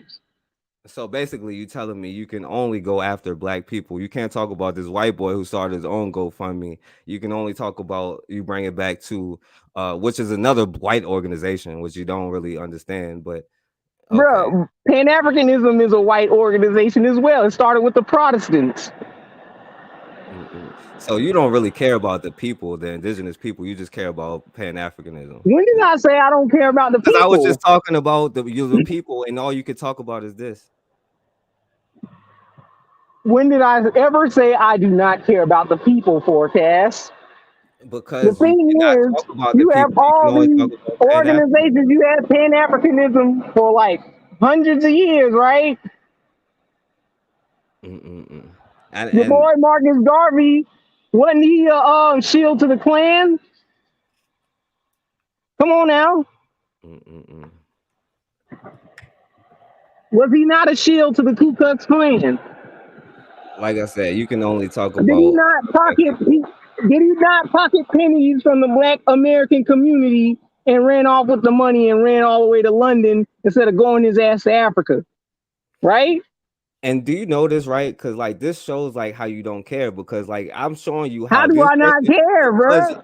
because you're not listening. First of all, I just showed you a person who's taking millions of dollars right now today off of survivors who just got shot, black people who are Americans, the people who you represent. But you can only talk about Pan-Africans They and other shouldn't have black gave people it to because the white men. What you mean? They know better than that. who knows better, bro? He They started know to fucking better GoFundMe. than that. They did not know. What They you know. mean? Bro. Yes, they do know. Why the fuck would you give your money to a goddamn organization that ain't got nothing to do with a family directly? They was the white boy was trying to act like he was, bro. That's what you got. That's why you're not paying And you attention. still need to check the niggas' credentials, right? Did the people talk to the family members about that shit before they sent their dollars? No. Right. They So just talk about saw, that. oh, let's send the money to these people that were shot down by this white supremacist dude. I agree And they with didn't that even part. check behind, they didn't even check the credentials behind what they were sending their money to. They ain't learned their lesson from that Black Lives Matter shit. What you mean? No, I agree with you. That's what I'm trying to get you to talk about. But you can only go after other black men, which is disturbing for me. That's All right, not going after everybody black want me to men. get. That's going Hey, after listen. fucking scammers like Tariq Nasheed. But I just showed you a white scammer that you refuse to talk about because, like, you want to, because you No, fall in you that gonna have to crowd. look. And this is what I'm You trying gonna to have to show look y'all. This is what happens when people who invite yourself. these other people into the crowd. Like, they end up like, For one. they Hold on. they Wait a can only minute. go Wait a after minute. their Wait a own minute. stuff. No, because everybody trying to tell me to Do get you not have house Negroes too? Yeah, they usually only go after when I'm showing them a white boy. They usually only want to talk about black people and Pan Africanism. That's usually what they do. So yeah. Absolutely not, because So we're yeah, there is a going lot after all the elements, not just the white boy all the time. Because all the time it's not just the white boy; it's also the individuals within the community that tear the people down. Like you got your So what's your and opinion? Umar Okay, Johnson. right. So you gonna bring up some more black men? Okay, Tariq got 1 million. Now Yeah, this them white niggas boy. is tearing Now people. this white boy got 3 million. What you got to say about him? Because Negroes didn't check his credentials. So why don't What you say you that about did? Tariq Nasheed then? Why don't you just say that and leave it I alone and just go on to the talk next about thing? Tariq Nasheed. Do you not pay No, attention to you go on. Alquan's videos? Yeah, you go on and on and on because you Hello? don't. I know you don't talk about the white Hello? boy. You don't talk about the Hello? white boy. Do we not expose Tariq Nasheed on Yeah, then every you prove my single podcast Alquan does? yeah, and I never see you talk about the white boy who's taking more money than Tariq. That's Yeah, my we point. do talk about the white boy, actually. So how you talk about it? What tell me I what's the talk name of about it? him all the time. What are you talking about? I decipher every fucking damn mental tactic they pull. What are you Go talking ahead, about? It's not decipher it right always now. the goddamn white boy all the time. You have to look at Go. your own community that's also aiding the white supremacists. No, but I think you only do that. That's my point, though. No, I do not. All right, Tyrod. I gotta let you go, bro. Everybody wants you off. I'm trying to let you all stay on, bro. Like I'm having fun, but don't nobody like it. All right, he's off, y'all. You know what I'm saying? God damn, like I don't mind. You know what I'm saying? Y'all don't care about the serious stuff. So like, what's the point? I told y'all at the beginning. You know what I'm saying? We going back to preschool. Y'all can go back to this. When I talk about the serious stuff, ain't nobody got nothing to say. Nobody watches the videos. I bet you this one get more views than the video I showed about the water crisis, because when I talk about something serious, all I hear is cricket. So I don't even want to hear the BS when I start having fun dipping into all the stuff that you're saying. And y'all keep saying, okay, Bakar, you saying I'm allowing him to cause confusion. Do y'all not think that all the stuff that all the time I don't want to talk about none of that stuff and y'all keep bringing it up? That's nothing but confusion. Like he talking about the tactics and stuff, but he's on here doing one of the tactics, which is making black people fight each other. You know what I'm saying? Like, see, when I start talking about something serious, like you talking about it was interesting, people was listening. No, they don't. They don't listen. They don't care about that kind of stuff. You know what I'm saying? And that's the whole reason why I came on here and like, yo, I'm gonna just like have it be open today, because nobody really cares about the serious stuff. You know what I'm saying? I don't even mind him coming on here, even though he doesn't listen. If he had a little bit more self-control, you know what I'm saying, it would be a lot better. If he can listen and let people talk, I would let him talk and get it all the way out. You know what I'm saying? I will say that, you know what I'm saying? But like, yo, it is what it is. Like, yo, y'all be out anyway, you know what I'm saying? I'm not saying all of y'all, you know, and I'm excluding Raw from that, you know what I'm saying? But, and a lot more y'all. But look, I showed all of this stuff and nobody got nothing to say, you know what I'm saying? So y'all do the same stuff all the time, you know what I mean? But if y'all want me to go on with this, you know what I'm saying? Because this is the same stuff that I talk about all the time, that y'all don't have nothing to say. Nobody comes on. Nobody leaves the comments. They don't get the views. You know what I'm saying? Like, it's ironic because I'm going to show you.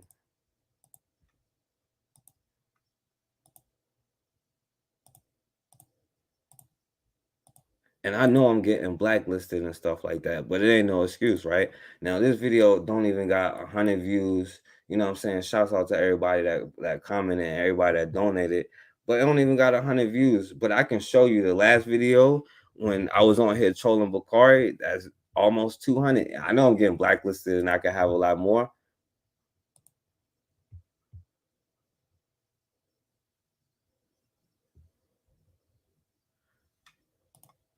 You funny, Seymour. That's a dude, bro. That's a dude. Yo, all right. I got you, K-Shaw. My bad. All right, I'm gonna go on with the show, y'all, because like I said, I've just been talking about this same stuff this whole time. You know what I'm saying? Nobody had nothing to say. So I was just gonna show the next thing, you know what I'm saying? The candidate blaming the gun violence on black people because now they're trying to get black people unarmed. And I was just showing you this woman, she was getting threatened, if you remember before he came on, you know what I'm saying? this black woman was getting threatened by this white boy who got all this stuff. You know what I'm saying? So y'all see all the stuff that's happening, and now they're trying to disarm people, which is what I talk about all the time. You know what I'm saying? So let me play this. 30 days after securing former President Trump's endorsement, Republican Senate candidate Blake Masters is under fire. In a recent interview, Masters blames gun violence on black people. His words. Our political editor, Dennis Welch, is here with the fallout from that. Dennis? Yeah, and Masters made that accusation back in April after he was asked about gun control. Like, we do have a gun violence problem in this country, and it's gang violence.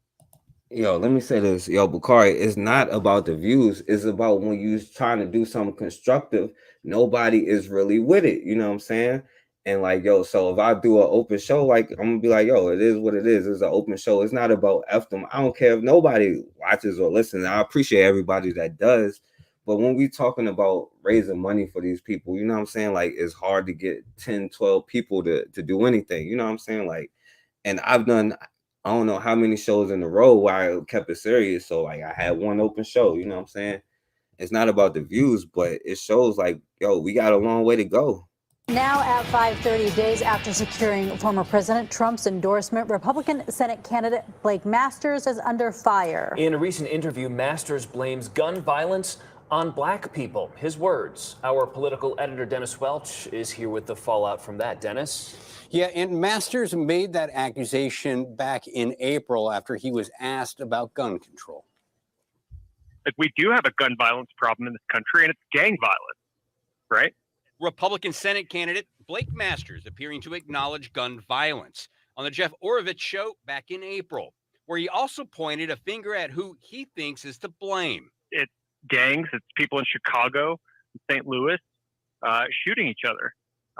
Very often, black people, frankly. In that same Now wait a minute, because it sounds just like what he was trying to say. Because that's what I'm trying to figure out. Why I always got to go back to, oh, when I'm showing you a white scammer, no, we can only talk about black scammers, and this is the same people that's within ourselves too. We only got the smoke for ourselves, and I want people to get it out and have different opinions. But listen to what he's saying. You know what I'm saying? Back in April, where he also pointed a finger at who he thinks is to blame. It's gangs, it's people in Chicago, St. Louis, shooting each other. Very often, black people, frankly. In that same interview, Masters criticized Kajani Brown Jackson, the first black woman appointed to the United States Supreme Court, calling her, quote, an affirmative action candidate. And she just indisputably is, because Biden told us before, listing her, he told us days before, I will only consider a black female for this job. And I think that just rubs most Americans the wrong way. Until the Trump endorsement last week, Masters' campaign hadn't received a lot of media attention or much critical scrutiny on stances or opinions. But with a higher political profile, his prior comments and interviews are now getting a much closer look. The publisher of Arizona's only black-owned newspaper says Masters' comments show that he is not the right person to represent Arizona. Well, I think those comments, he automatically disqualifies himself. When you start making those comments without having any background, any proof, any information on that besides the fact that you just said that, shows that, he's not qualified to be a candidate, not even for dog catchers. Now, we did send an email to the Masters campaign. We'd like to know what kind of evidence he's so yeah, citing to support this accusation at this time.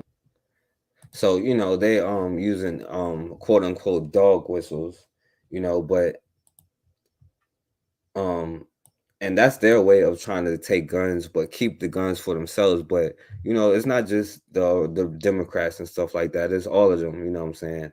And they're making it, a Negro problem, just another Negro problem.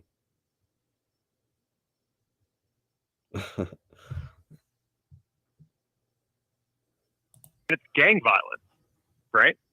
It's gangs, it's people in Chicago, St. Louis, shooting each other. Very often, black people, frankly, and the Democrats don't want to do anything about that. Look at San Francisco and LA. They've legalized crime, property crime. You can't even get arrested if you go and smash someone's window and take a purse or an iPhone. They're light on crime. What they mean by gun control is disarming you and me. You know, I'm sure occasionally a ghost gun, a homemade firearm, is used in crime, but pretty rare. Okay, pretty rare. Usually it's just black market handguns. What they do when they ban things like ghost guns, when they ban things like pistol braces, which they're trying to do, that's all about disarming law-abiding people like you and me. That's what it's about, right? They care that we can't have guns to defend ourselves. They don't like the Second Amendment. It frankly blocks a lot of their plans for us. That was far-right Arizona Senate candidate Blake Masters. Blame. All right, so yeah, all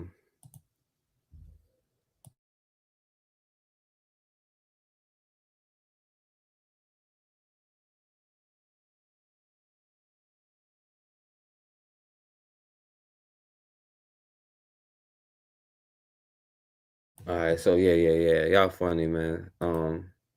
But yeah, and that's another thing, yo, with these ghost guns, a lot of them are getting these guns that's not even registered, tracked, you know what I'm saying? They're making their own weapons and stuff like that.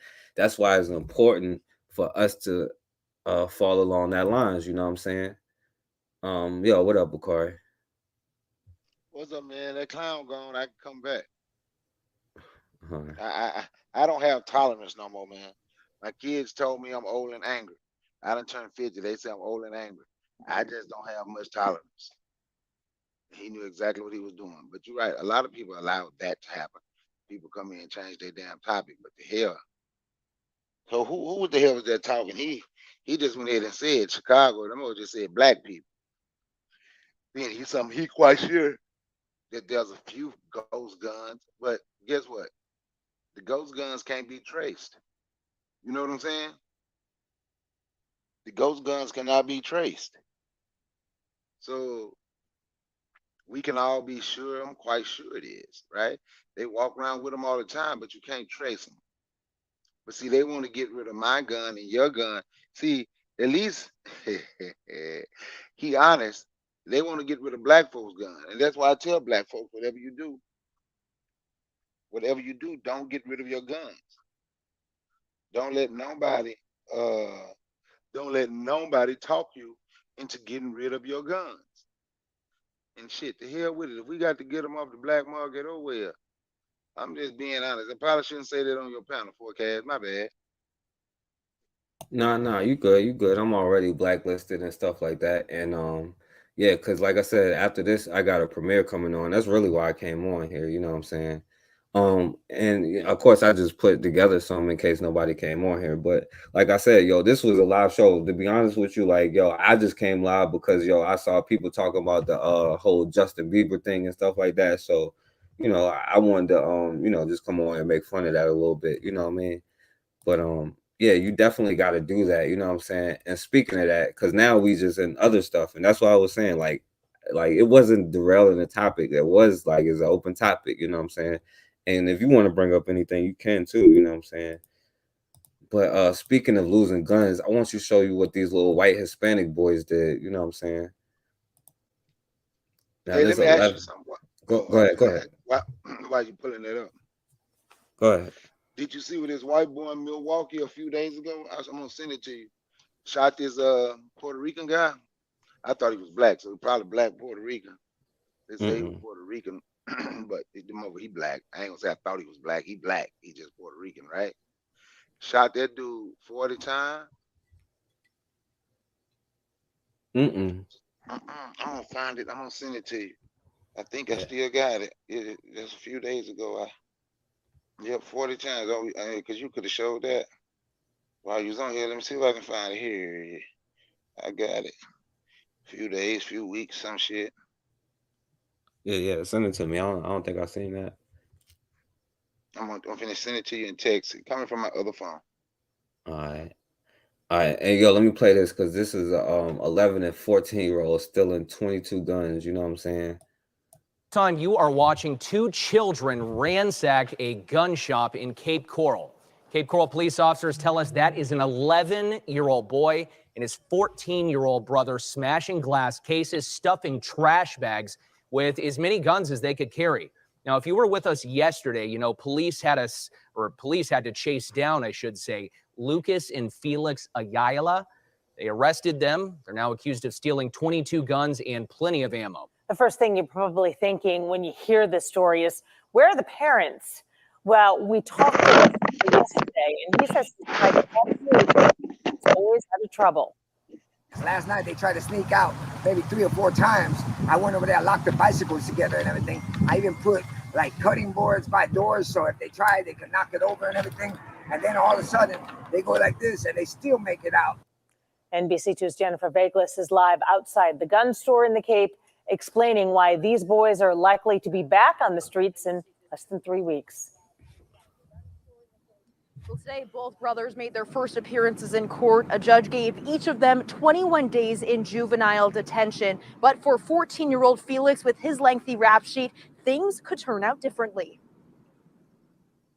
This is Felix and Lucas Ayala at the Lee County Courthouse this morning, nearly 24 hours after the duo's elaborate scheme to run off with 22 guns from Guns for Less off Del Prado Boulevard early Wednesday morning. As if they had gotten away with it, who knows? Around 2 a.m., busting in through this back door after attempts to turn off the power and disable the store's alarm system.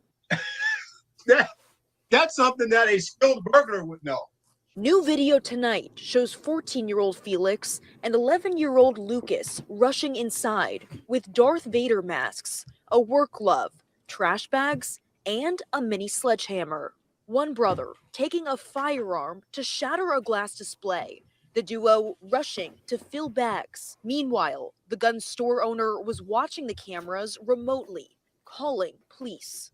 Cape Coral PD arresting both brothers after one ran south, ditching the firearms. The other across Del Prado Boulevard with a rifle. They need to understand that there are real consequences that come with this sort of thing. Tonight, we're learning this isn't Felix's first time behind bars. Before the heist, in 2020, the now 14-year-old was arrested for making threats to conduct a mass shooting. Then, in February 2021, breaking a Fort Myers pawn shop window with a hammer and robbing a Wawa. All right, so yeah, I don't even care about this little this little Spick Boy history and nothing like that. But I'm showing y'all, like, you know, now 11 and 14-year-old tried to break in the gun store and stole 22 guns, you know what I'm saying? And you know, like, yo, it's a time where you better start arming yourself and doing everything that you can. Like, yo, people is out here wilding. Yo, the prices is crazy. And on the show I was on yesterday, you know what I'm saying? Shout out to that brother. Somebody in the chat was like, you know, you making it seem like it's a dog-eat-dog world and all this blah, blah, blah. But at the end of the day, when people get hungry, they're going to do some savage stuff. And you better be prepared, you know what I'm saying? So, Bakar, you got something to say? I got that video. I'm about to pull it up. But you got something to say? I'll pull it up. Man, 20 days and what say? Them motherfuckers went in. What the black dude said, that was professional. So they knew to go around back. They trying to cut off alarms. Every damn thing. Them little motherfuckers, that little 14-year-old, all they need to be charged is goddamn adults. Put their ass in jail. Or, you know, we need to be prepared when they come to try to take some of our stuff. Just that simple. Just that damn simple. He been breaking his stuff forever. I'm gonna tell you something, man.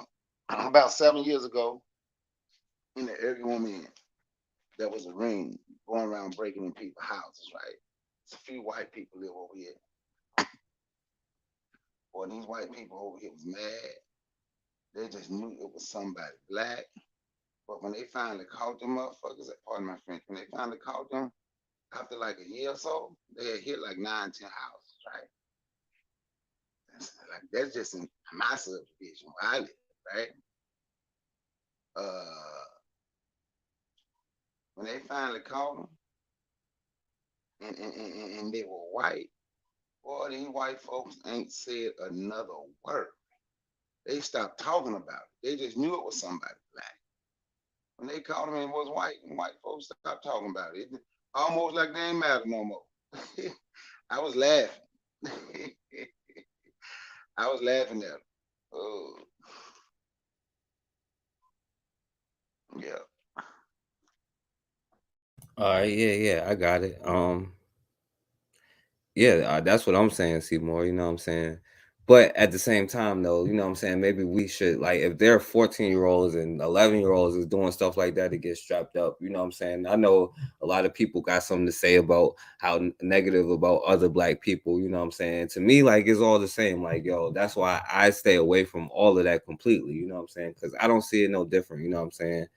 But yo, I look at all of these things as an example, not to complain about it or nothing like that. All this stuff is an example. And yo, it's showing you these little boys out here, these little spicks trying to arm themselves up, and we don't have no friends at the end of the day, you know what I'm saying? Bakari, I'm gonna show that other video. Let me see. Milwaukee man is now charged, accused of shooting at another man more than 40 times. The victim had 80 gunshot wounds. He did not survive. Cassidy Williams is live tonight with You said it was a black dude he shot? Yeah, they finna show his picture. new insight into the investigation and the charges now filed. Cassidy? 26-year-old Jose Davila Gali is now charged with first-degree intentional homicide. Prosecutors say both his truck and his gun connect him to the shooting. Dozens of gunshots were fired at a car during the early morning of May 15th. 28-year-old Juan Luis Estela Ortiz was in the driver's seat. Court records say he had 80 gunshot wounds. Ortiz's family in Puerto Rico told Fox 6 he was a humble man who helped everyone. They say they will miss his smile and the love he shared with his family. Witnesses. Hey, Bakari, I ain't gonna lie, bro. I don't know, bro. If he a black dude. It just look like a light-skinned black dude. I don't know. He look like a Spanish dude to me. Yeah, you can tell he Latino, but I'm just saying. Yeah. All right. What you want to say? No, I'm just saying you can look and see this dude here. Look, well, to me anyway, look Afro Puerto Rican, the black Puerto Rican. You would invite him to the cookout? Would I invite him to my cookout? You know, I really don't deal with too many Latinos. Like, yeah, he might be cool. I don't know. I ain't never get to meet him. But I do have black Latino friends that I will invite to the cookout. So since I can't troll him, I'm about to troll you. No, I'm joking. Go ahead. No, you can go ahead. But I do have some black Latino friends I will invite to the cookout. Shit. Even Seymour. Look, Seymour said the same thing. Just a light-skinned black dude. I don't know about that one, bro. Yeah, best looks mixed, Bakari. Come on now. Unless you're telling me that white Hispanic girls can have black children, that's cool. She can come to the cookout, I guess. Is that what you saying? No. Oh, No, okay. that ain't what I said. And you don't think he look mixed? No, he just look like a light-skinned black dude to me. Like both his parents black. Yeah, he look like a light-skinned black dude to me. All right. He said no different from Chris Brown. Chris Brown is mixed. So He mixed? he might. Yeah, Chris Brown mixed. His mama white? Yeah. You hear when they was messing with Chris Brown about only messing with white women, and Chris Brown came out and said, "Oh yeah. Yeah, Chris Brown mixed." Now that's what he said. So now, Bakari, do you sure this is a black dude? Guys say he mixed. I say he look black to me. I don't know if I would invite him to the cookout, Bakari. That's what I'm saying. Well, I had to get to know him before I said they gonna invite you. I don't care if he was the you know what I'm saying. Well, I can't say the Pope because the Pope is the fucking issued slave. I don't know a good title, but I don't care if he's like the humanitarian. I still wouldn't invite him. But you do know if he it's was black John people. Brown himself. Watch this, right? You do know it's black people lighter than him with two dog skin pants. You sure that somebody ain't? I ain't even gonna say that. I'll play the rest of the video. He shared with his family. Witnesses who saw the shooting described it to Fox 6 the next day. That was an overkill to shoot that many times. Prosecutors say the shooter is this man, 26-year-old Jose Davila Gali. He had his first court appearance Monday. According to court records, surveillance video shows a truck circling the area before the shooting. Then 2.5 weeks later, on June 1st, officers found Gali driving that truck and trying to pull him over. There then was a chase. When the chase ended, Gali's pregnant wife in the passenger seat was found with a gun. An analyst determined that gun matched the 48 bullet casings found at the scene. Now, Bakari, I'm not gonna lie, bro. That sounds like some spick on spick crime. Shit, that dude that did that shooting was just white. Huh? He was white. Hold on, let me go back to the dude. Let me show it again. When they showed the dude that did the shooting was just a white boy. All right, hold on. Man, my nephew like I don't know what make so ain't no light skinned black people. So no, they look darker than him. So you gonna tell me that dude to the left of the look dark?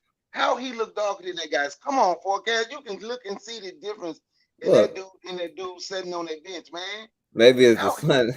Maybe it's the sun on. Well, he look darker than him. No, he don't. I don't know, Bakari. It look like some spick on spick crime. You telling me you inviting these people to the barbecue? I don't know him. I ain't gonna say I'm inviting him to my barbecue. But I know one thing. I got a nephew lighter than him.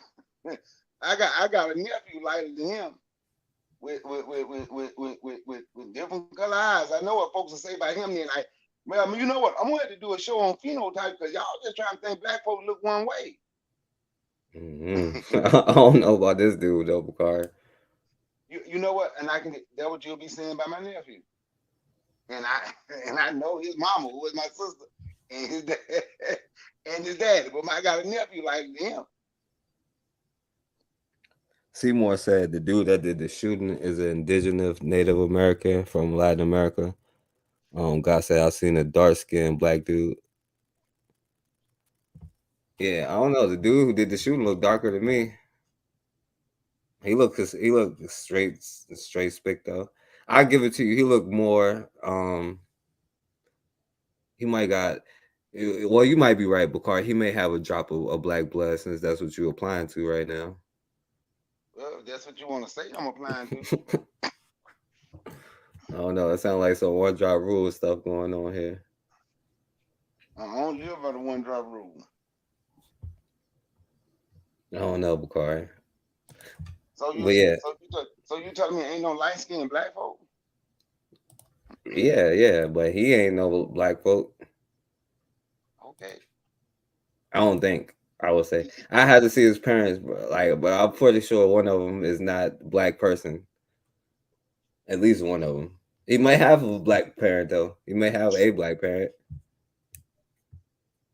His parent may have been at a cookout. In fact, you know what I'm saying. But you know. So Seymour say his brother light skinned just like that. I don't know. I trust my brother Seymour though, but I don't know about him. I tried to check his credentials before. And he could be mixed, but he looked black to me, and he could be mixed. I wanted to show the damn and there was a white dude did the shooting. I don't care where they from.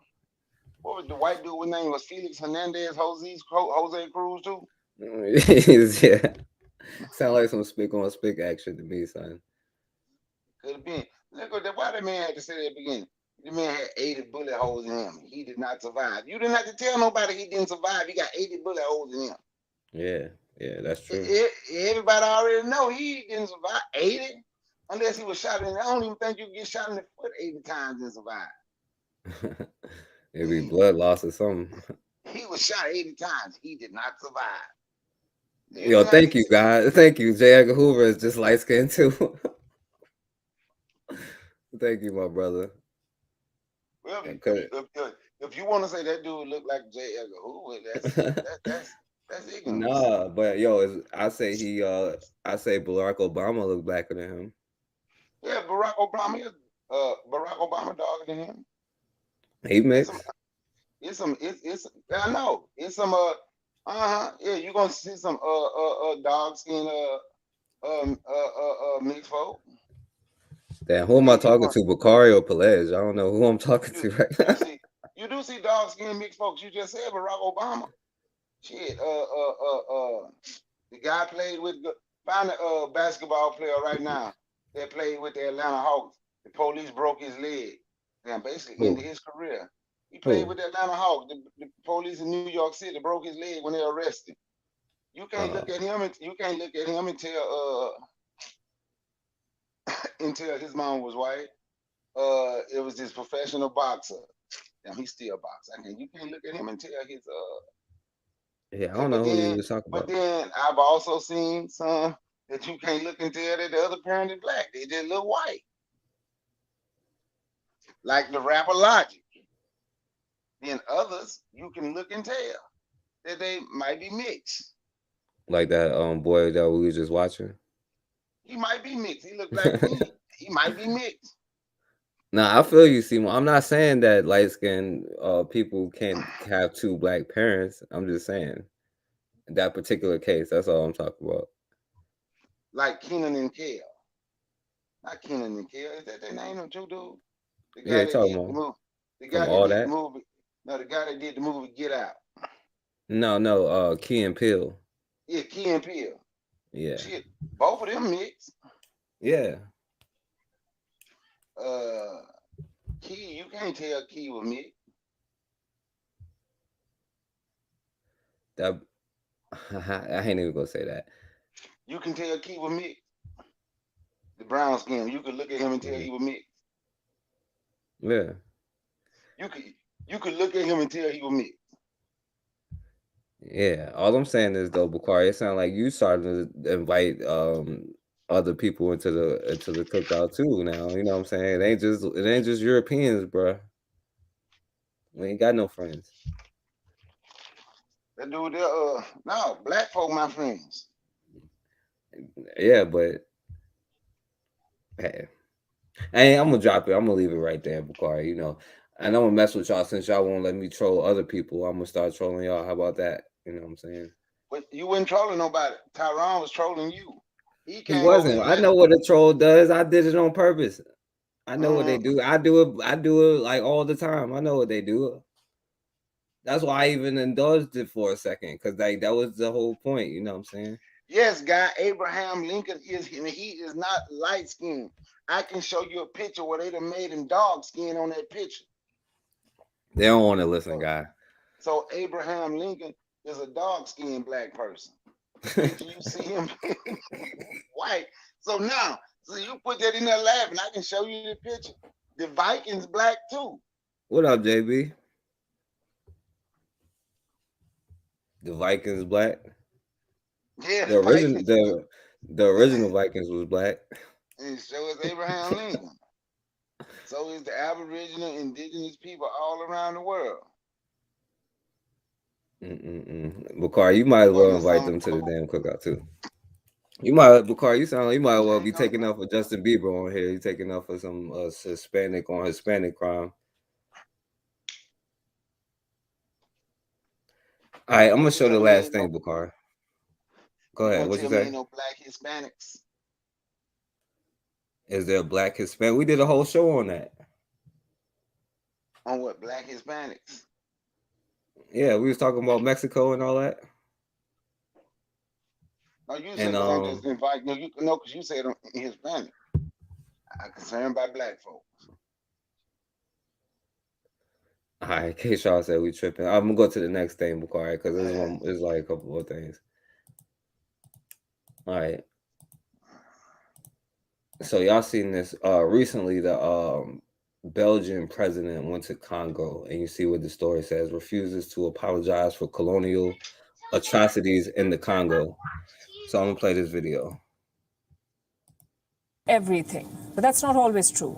Time cannot heal colonial crimes, for instance. The Jallianwala Bagh massacre is still fresh in the hearts of Indians. Congo has not healed from the torture of Belgium's rule.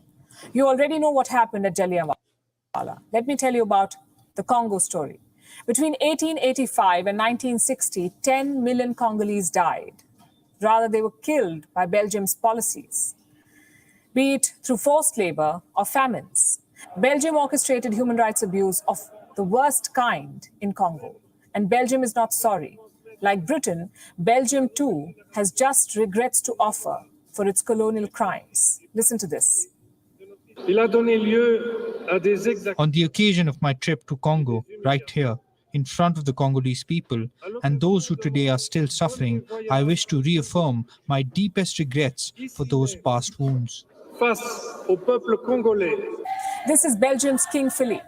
He was speaking during his first visit to Congo, and this is King Leopold II. He once ruled Belgium. This was between 1885 and 1908. From the day Leopold II came to power, he made Congo his personal property. Congo was turned into a labor camp. People were forced to grow rubber, and everyone was given a quota to meet. While the harvest made Leopold II richer, back in Congo, people's hands were cut off for not meeting their quota.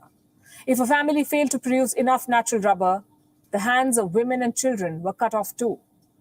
Those who resisted the atrocities had their feet cut off. Here too, Belgian troops did not spare women and children. Apparently, chopping off limbs was Belgium's way of proving their superiority over the Congolese. Goes without saying, the people of Congo lived in brutal conditions. Women were raped, tormented. Leopold II oversaw these atrocities. The Belgian king died in 1909. A year before his death, Congo was transferred to the Belgian government. From a personal property, Congo became a colony. But its suffering and humiliation continued. Congo finally became independent in 1960, but Belgium did not let go of its colony easily. Belgium's then king delivered an address celebrating Leopold II, even calling him a genius.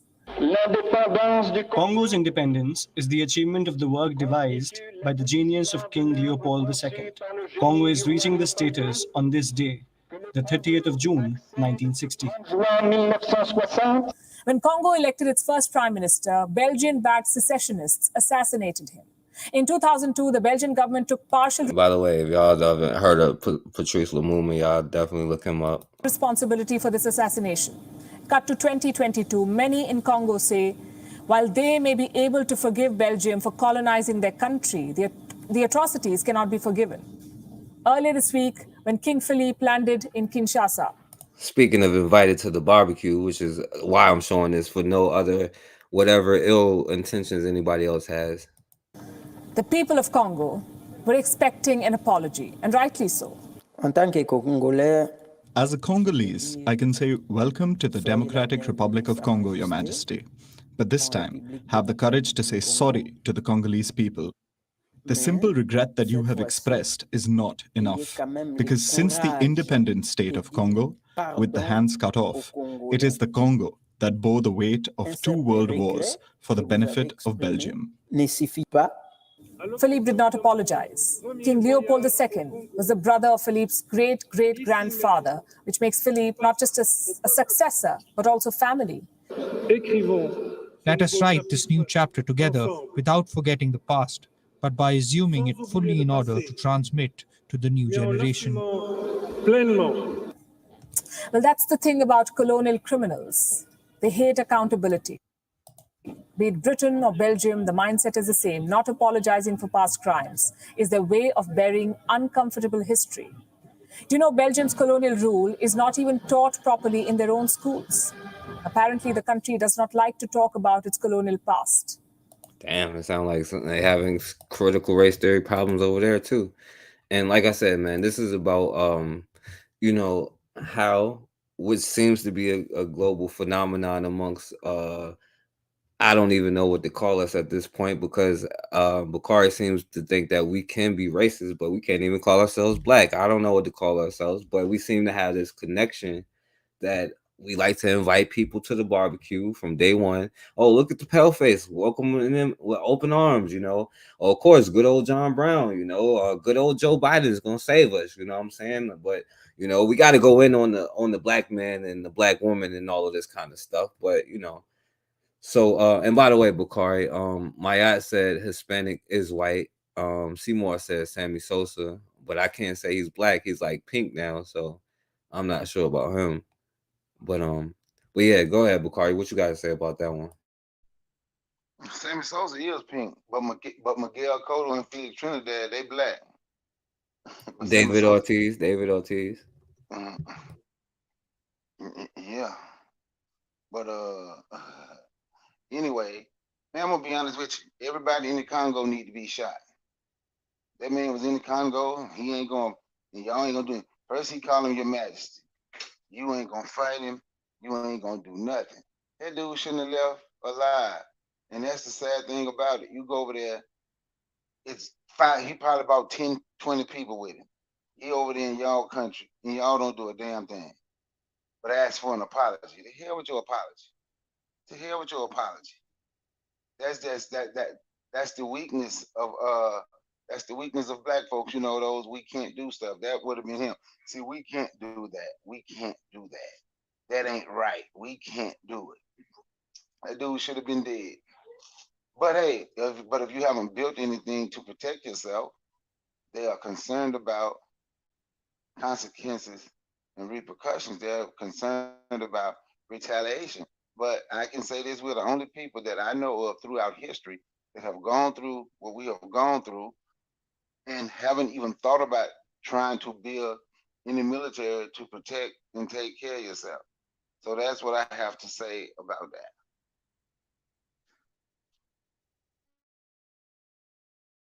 Yeah, they can come into this country, you know what I'm saying? And he's in the position that he's in. I'm pretty sure I don't have to go over the details about Belgium and how millions of people got killed, millions and millions of people, like 12 million, 15 million, something like that. You know what I'm saying? And this dude can just come in your country. And I understand there's gonna be people that use it for whatever, but you do know that there was black people forgiving but you do know there was black people forgiving Dylan Roof and the black dude in Buffalo. He was from America, forgave and did this long speech about why we need to forgive him. Ahmaud Arbery, daddy, you know what I'm saying? Thank God for America, and still invite them to the same damn barbecue. And this dude who can have his fortune that he has based off of you can come back in your country. You like, I want an apology. What is it with black people and apologies? That seemed to be a global phenomenon too. You know what I'm saying? Speaking of like the similarities amongst ourselves, you know what I'm saying? And so he said Sammy Sosa ain't black, so Michael Jackson ain't black either. Michael Jackson had vitiligo, so that's different, you know what I'm saying? Go ahead, Bakari. Yeah, he was just a light-skinned black dude, Bakari, you know what I'm saying? Michael Jackson was white. When he died, He was white. nah, he had two black white. parents. Michael Jackson was white when he died. I ain't say He he was was white when he was born. I ain't say he was white when he was 15. I say he was white when he died. he was just light-skinned. He was black. He was white. He was white when he died. According to Uncle Ruckus, he had vitiligo. And Uncle Ruckus had revitiligo. Revitiligo just makes you get blacker and darker, then even more blacker. According to Uncle Ruckus, Michael Jackson was a lucky bastard. According to Uncle Ruckus. But Michael Jackson died white. He was born black. He lived black for about the first 20-some years of his life. Then he cut his nose, made his nose straight. He straightened his hair. Then he was so white when he died, they did a movie where a white boy played the adult Michael Jackson in the movie. But he was born black. He died light-skinned black. No, he died white. Matter of fact, he was the whitest. You ever seen that movie, Ghost or some shit like that, with the bald head, hell, whatever the hell his name was, with the bald head, white dude that everybody picked on. Him and Michael Jackson was the same color. Now, Blanket is mixed. Guy, he was mixed. He was mixed up in the brain. No, Blanket or Blanket cover is mixed. or carpet or quilt. None of them mixed. Pele black. Who? That Pele. The soccer dude. Mm-hmm. Yes, Pele is black. Yeah, Pele was black. I don't even know if he's still living or not. I don't think he's living. Yeah, Pele was black. But he probably moved there, so it don't count. He probably moved where? Wherever To he was at. Brazil. Yeah, Yeah. he did. Yeah, he didn't move to Brazil willingly. His ancestors were moved from Angola to Brazil. Who is Moby? Bubbles. God put Bubbles in there. Used to be this dude I played basketball with named Bubbles. Bubbles mixed. The Bubbles I know mixed, man. I don't know the Bubbles you talking about. So, all right, Bakari, would you invite Michael Jackson to the barbecue? No, I'm gonna have little kids at my What? barbecue. It's gonna be little kids at my barbecue. Okay, look, I'm gonna go ahead and say this, right? What if I you was get to never know a him? Michael Jackson. No, I don't want to get to know him. Michael Jackson was ashamed to be black. The Michael Jackson I saw was ashamed to be black. I have never owned anything Michael Jackson, and I'm absolutely proud to say that. I had no respect for Michael Jackson. If I say I listened to some Michael Jackson songs, yeah, because it came on the radio, but I never bought anything Michael Jackson was. Michael Jackson was ashamed to be black, and I stand on it. I don't care who like it. That's who I am. Yeah, I can't lie, Bakari. You know, I can't lie. Like in the '90s, like I wasn't like grew up like Michael Jackson like everybody else. Oh, that's the dude who you talking about, Bakari Moby. Who, Michael Jackson? No, Seymour said that was the guy, the bald head dude you was talking about. In the movie? Yeah. Prince. So Prince was light skinned too? Yeah, Prince was light skinned. I'm saying Prince was mixed too. I thought Prince was mixed till I found out that Prince was a mix.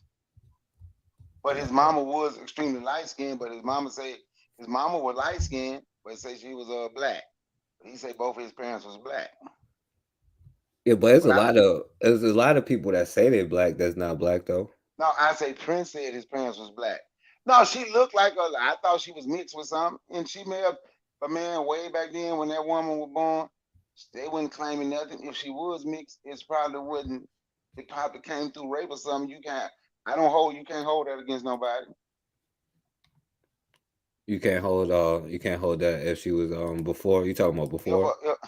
If her folks, if her mom was like Malcolm X, I've heard people talk negative about Malcolm X because his mama was poor white, but his grandmama had been raped. You can't hold that against nobody. Right. The dude was black. That's completely different. Okay. I feel you, my brother. But I will still say that though the other dude probably was not black though. You know what I'm saying? Okay. Well, me and Simo see that different. Yeah, it's no disrespect to nobody's family members and stuff like that either, you know. Because I trust y'all, but with him, you know, his name was like Jose Alvarez, Alda, you know what I'm saying? Like, I don't know about him. It'd be hard to put the. Oh yeah, guy. I used to listen to Prince. I used to buy Prince. I wouldn't buy no. But my See, I brother can. used to buy Prince. I ain't buy Prince. When I was a little boy, I thought Prince was a punk. Yeah, me too. I couldn't listen to Prince for a while, but I'm not gonna lie. Like, I would listen to Michael Jackson before I would Prince all day. No, Michael Jackson was ashamed to be black. See, and that's what I keep talking about, man. See, I ain't telling nobody to be like me, but I'm just saying how I read and how I live. Don't nobody get no pass. I don't give a damn how popular they are. That don't mean nothing. Michael Jackson didn't even like being black. So why do black people support him? He did stuff with black people. What did he name something? I'll wait. He didn't even molest no little black kids. Not that I wanted no black kids to be molested, but did no black kids even get rich Hey, off he him? ain't molest no kids. He didn't even bring shit. I don't believe it. I believe he did. He didn't even take no little black kids to Neverland, whatever the hell it was called. You don't know that. Okay, which ones he took? Everybody want on the media, Bakari. Yeah, I know. Because I know y'all got to figure out a way to take up for somebody because they got some fame. No. I don't know, Bakari. Y'all would take up for Michael Jackson, then get mad with Tyler Perry for being in a movie. got on a dress in a movie. At least he just acting. At least he take his dress off in real life. Michael I ain't say Jackson, nothing about Tyler Perry. Michael Jackson could not have. He took that black skin off in real life. He had been a Ligo. He couldn't help it. Yeah, I know he had. I know he had his over your whole body. Terry Nah. Cummings had vitiligo. Look at Terry Cummings. No, on some serious though. Didn't Michael Jackson like invest or something or donate something to Africa or something like that? I don't know what he did. I'm gonna be honest, I really don't. I ain't keep up with Michael Jackson. They say he gave some money one time to the United Negro College Fund. Yeah, I think he helped HBCUs. Every time, what HBCU he help? Well, any famous person, they don't help nothing but private schools. But anyway, that's a whole nother story. You don't see them doing nothing for no public HBCUs. Everything they do is private school. You heard JB. He said "Beat It" is one of the most Garveyite songs ever.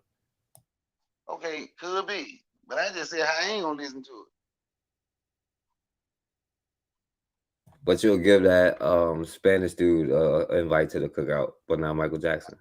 I ain't now one of them coming to my. I don't know that Spanish dude. I ain't say he was coming to my cookout. I said he looked black. But I know people gonna take up for Michael Jackson. But I still stand firm on who I am and how I live my life. And see, I don't get on code. I live by code. I live by pro-black code from the time I was in. He don't get no pad. He don't get no pad. Jack Johnson was black. Jack Johnson don't get no pads. None of them. None of these people, a lot of folks that black people done put up a hero, they don't get no pad from me. Jack Johnson gave up his whole career for because he wanted to be a white woman. But we figured out a way to try to make him a hero. I don't give a damn about him losing or whatever it is he lost. But you know about my Jack Johnson story though, right? I don't give a damn about Jack Johnson. A black woman was the one who left him for another dude. You know what I'm saying? Mm-hmm. Yeah, luckily he had some money. Well, them white women was about to get him lynched. But you know what? He'll put up with that though. I just give up my career and leave. No, I will say this Jack Johnson story. Y'all should look it up, yo. That's the story of America. Cause like, yo, and it's not to big him up or cause I'm not gonna disrespect him or big him up. You know what I'm saying? But yo, his story is like kind of the story of America because he's saying the stuff that black men complain about black women now, and then the same results is happening now. So like, yo, his story is interesting. You know what I'm saying? So there you go. Michael Jackson donated $600,000 to HBCUs because I heard him say like some pro-black stuff before, Bukari. That's I'm not even gonna lie about that one. Yeah, he always said some stuff when he got in trouble for touching them little white boys. He ain't touch nobody. So now white people don't be lying. Now all of a sudden these little white kids wasn't lying about it. Well, now the white bitches is honest now. Well, I'm gonna say what I said again. He always said some pro-black stuff and was around black folk when he got in trouble for touching them little white boys. See, I'm gonna still say the same thing. Every time he got in trouble getting ready to go to court, he was gonna be around black folks. He might say something, but he ain't even have to do that because black people are gonna still support him and stand for him anyway. Most of them, I'll say 99%. I'm that one. I'm that one out of the 43 million who was like, man, the hell with Michael Jackson. Michael Jackson didn't give a damn about being black. And see, and that's what I'm talking about. We'll stand up with that. But I'm gonna tell you some forecast, and I'm gonna go right back to you. But the person that did talk about how he stand up for his people, and the person that proud to be black, Deontay Wilder, y'all shitted on him though. Ain't nobody. Yes, y'all did. But watch it. See, but y'all shitted on him. But guess what? And he didn't touch no little white boy. Right. He didn't have to go donate no money to no school. Right, nobody did. Watch this. He didn't get in trouble for having all them little white boys hanging around him. He didn't get in. I got to pick. Now let me go be black again. He was always black. He ain't sold out. Ain't been no Tom. Proud to be black. Talking about how he wished black men could come start speaking with one another with respect and love. Oh, I know they got mad because he said, we don't need to call each other the N-word. We need to be friendly. We need to start saying, what's up, brother, to each other. Hey, but that's the one the black people don't like. Who said they ain't like him? That's the one y'all don't like. Who said that? Who said they ain't like him? We just say he lost the fight. You see how you sitting here and y'all making an excuse for Michael Jackson? Well, he did this. The same black people couldn't say, even after watching the video, couldn't say Deontay Wilder knocked him down. Even after We watching did it, say that. We did say that. No, We did. you, Guy, MG2, none of y'all on. No, after watching it, now see, you don't want me to call Eric and tell her to come on here. I said he won. I said he won the first time he did it too. I can't even believe they couldn't say he knocked him down for 16 seconds. We did say that. But now y'all, well, Michael Jackson donated some money to the HB. Michael Jackson didn't even like being black. But that's why I give you forecast. Now I'm gonna put it on you. You say that cooning is a slippery slope. Mm-hmm. You say that cooning is a slippery slope now. It is. I know it. Yeah, but I'm not as hard on the coon as you though, Bakari, for making excuses. I know, because you part of that slippery slope right now because you defending Michael Jackson. Nah, I never. No, I'm not going at Deontay Wilder. I'm defending Michael Jackson, but I'm also not going at Deontay Wilder. Like I wouldn't even say he can't fight. You know what I'm saying? But I would say he's a real dude. But I will say that he happened to, I said he won the first fight. Yo, he knocked him down long the first time. You know what I'm saying? Not the first fight, but the first time. You know, and I don't agree with those memes. That was crazy. But the brother, no, he did sign up to fight for somebody else's belt, though, no, and he doesn't have the belt, right? And see, this is where you got problems with like definitions and words, Bakari. You don't understand fail, you don't understand can't. But see, the problem is to me is, see, for me, he's still the champ. Because see, guess what? What they didn't count, I counted. They refused. He was down for 16 seconds. They didn't even count to 8. What's the name? What's the name of the black? And you know what? Because if I had a title or belt joint for black people, I just may do that. I may count to 12 for black people and the 8 for everybody else. I may do that myself, so I can't even blame them. So what's the name of the black heavyweight or belt championship belt that he could have won? The black head. It ain't none because he's trying to fight for their belt and he didn't get it. That means he lost. He's fighting for who belt? He was fighting for the PB. He was fighting for the PBC belt. He was fighting. You say the 9-1, the one that got the top fighters right now, and who got the most champions is PBC. So he was fighting for the PBC belt. That's what he was fighting for. Turn down. Matter of fact, I'm going to show you something. Wait, hold on. That's a black league. Yes, PBC. Now, why? matter of fact, he was strong enough. He was strong enough to turn down 50 million from the other folks you talking about. He wanted to fight for. And take less to stay with his black advisors and his black promoters and his black everything. He was strong enough to do that too. But I know we ain't gonna defend him, but we got to defend Michael Jackson with the Jerry curl, who done cut his nose and turned his whole body white and touched him in the white boy. Bakari, I might as well.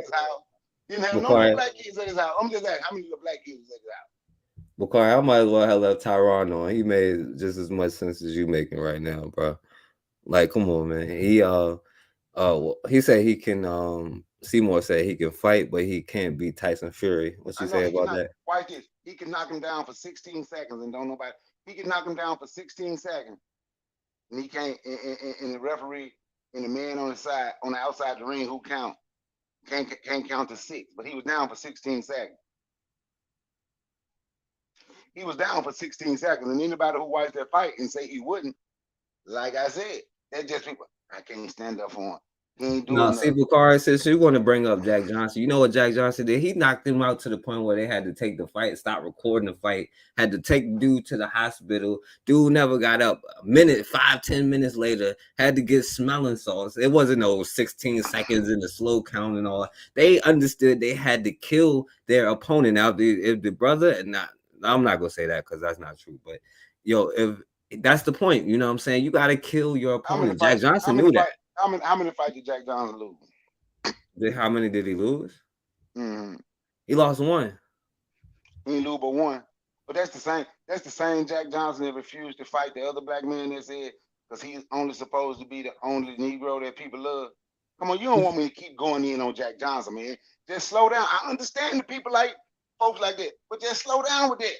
He is nothing to brag on. He gave up his whole career so he could be with white women. Then refused to fight a black man that was smaller than him, quoting him because he's the only Negro that should be a superstar. Because he didn't want to beat up a black dude because he wanted to fight the white dudes, bro. No, no. He did want to fight the white fight. He kept following that Oh, white dude around until he got a title fight. but now what you're doing is you saying that, but I'm telling you what he said, quoting him. He's the only Negro that should be a star. That's why he wouldn't fight him. So now I you mean, can't start that sounds making like some black pride to me. If Jack Johnson said he didn't want to fight the dude that was supposed to, I don't get why you want him then. So you on this side? No, I'm not on his side. No, I'm not on his side. He's the only Negro that's supposed to be a star. So I'm not on his side. I'm the only Negro that's supposed to be making money. All I know is Jack Johnson knocked I'm the just dude saying. out the ring, and the brother didn't. You know what I'm saying? That's all I'm saying. Like he was in different circumstances, and he got the belt, and he got the belt. He won that fight. He was fighting for the belt, somebody else's belt, but he knocked the dude out so good Why do you that keep calling it somebody else's belt, man? Them people make a whole lot of money for that belt. who? Them people making a whole lot of money. They also fighting for that purse. It ain't just the belt. Right. They fighting for the purse. Yeah, that's one thing, but yeah, the purse is one thing, but you could fight without a title fight for a purse. Like he could have just fought for the purse without the title fight. That's what I know. Did you see Tank Davis last fight? I saw the highlights for it. Okay, you know that with no title fight, right? Everybody, Right. look, the belt really don't even mean nothing no more. You brought up Dante Wilder. You said we was going in. We wasn't going in. Well, God said he can't fight. I wouldn't say that, you know what I'm saying, but that's God's opinion, you know. Guy, MG too. But then I see how y'all want to make excuses for Mike. I just keep saying, the only thing I'm doing, man, I'm just pointing out stuff that I hear. And I'm gonna say it again. I am proud to say I have never owned nothing Michael Jackson. I don't give a damn how much they say he gave to HBCU. He donated to the United Negro College Fund is what he donated to. He did not donate anything to the HBCU, to the United Negro College Fund. Yo, the United White People College Fund? The United Negro College Fund. That's what the United Arab College Fund? That's not an HBCU. What do you think they was going to the college fund for? Like they was like, what do you think they were doing? Well, at that time, black folks wasn't just going to HBCU. So he was helping black people go to all different kind of colleges, like to be doctors and lawyers. I don't know what they were going to school for. I don't know what he did, but he turned himself white. How about that? See, you can say all that stuff. It's gonna always come back to the same point for me. He died white. He was ashamed to be black. Damn, because I didn't think you would make fun of somebody's medical condition like that. I'm not making fun of a medical condition. I don't have to look. I don't have to respect Michael Jackson because other people do. So like other people don't have to like Deontay Wilder because I do. Hey, because you better hope Blanket don't be like Will Smith and come up here and smack you for making fun of his medical condition, bro. Blanket. So then they were talking about Michael Jackson. See, he also did a video. He also did a video where he was showing the Egyptians being black. Okay. He did. Remember the time he did that? Remember the time? And get what? And at that time he was white. So what he was showing, the Egyptian being black and a white man. No, he was light skinned. He was the same complexion as that Hispanic boy at that time. He had a perm, yeah. He had his hair straight, but he was showing he was the Greek coming in taking over. No, he was the same color as that Hispanic boy earlier. He just had his hair straight. That's all. That Hispanic dude about 10 shades dog and Michael Jackson. Nah, that's something different though. You right, there is something different. Michael Jackson turned himself white. Nah, you crazy, Bakar. You inviting other people and disinviting black people. That's crazy, bro. Okay, what black people I didn't invite? Michael Jackson? Well, who? Bro. He wasn't black. He wasn't black when he died. So hold on. So if both of your parents is black, that mean you're not black? I say he was not black when he died. He turned himself white. So you saying a black woman can give birth to a white person? No, that ain't what I said. I said Michael Jackson turned himself white. That's what I said. I guess if that black person got enough money like Michael Jackson to turn Okay, themselves so white. Bakar, you believe that because I get what you're saying. So you believe that men can turn themselves into women. And so you cool with all of them men competing with women in those. That is not what I said. I have no You idea. cool with people changing themselves? You say you accept it? So you cool I with didn't- Bruce Jenner being a woman then? No. Y'all accepted it because y'all support Michael Jackson. I don't. So therefore, I didn't accept it.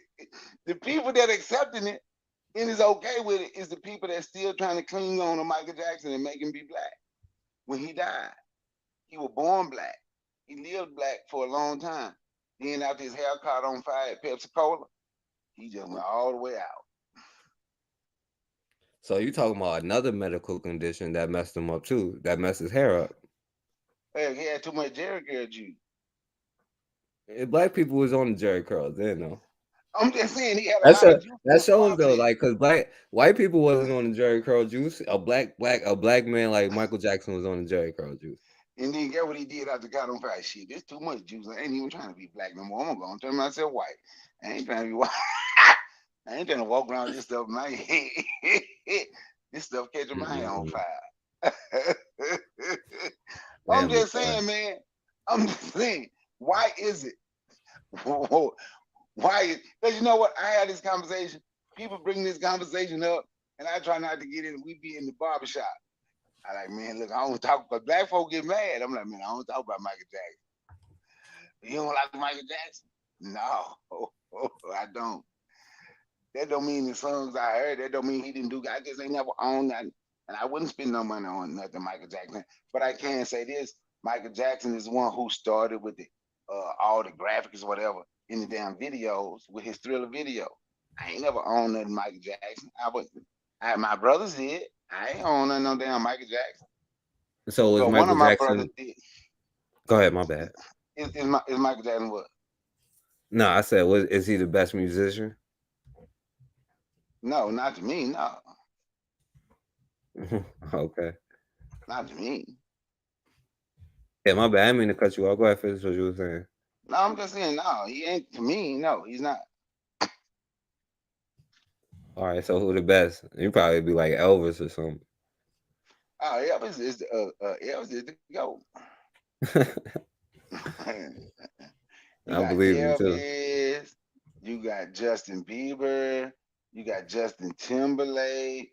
But that's what you sound like right now. You sound like some of those white people I saw earlier defending Justin Bieber. Then you got Eminem.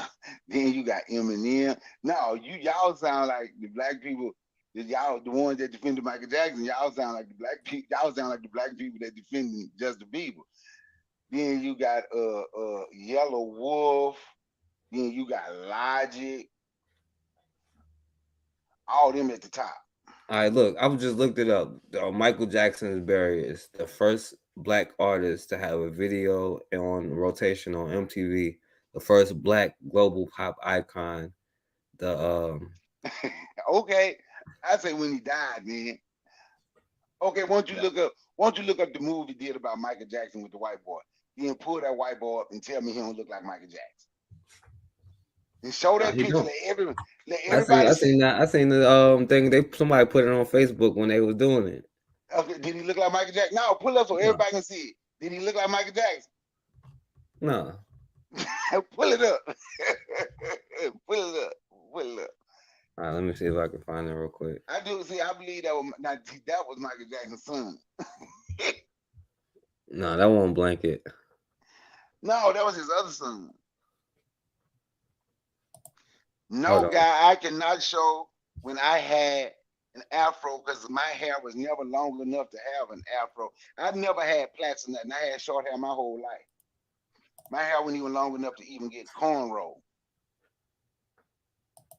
Oh, hold on. Yes, guy, Tyson Fury is black. Can't no white person go out there and fight like that. All right, yo, there you go, Bakar. You see it? You ain't pulled it up yet. You don't see it? Is that him right there? You got to show. Guys, they need to show him right there. Look at him at the top when he got on his Thriller hat. So hold on, Bakari, right here, Michael Jackson looked darker than that Hispanic No, dude you said was black. I said right there with that Thriller hat. Right there with that Thriller. Okay, The look at Thriller Michael hat. Jackson at the bottom. Look This Michael one? Jackson bottom left. No, he don't look like Michael Jackson right Look there. just like. No, he don't look like no damn Michael Jackson. Okay, pull up the picture of Michael Jackson bottom left right there. Right under This that one? picture. Right This under one? that picture. He's right there. This one? Yeah, tell me now. Look. No, I don't look like him. He's just making fun of his medical condition, Bakari. That's Michael Jackson, insensitive. that dude, he looked just like Michael Jackson. Nah, man. Oh, look, man, I had one of my friends so high with me. He was like, Michael Jackson, FBA.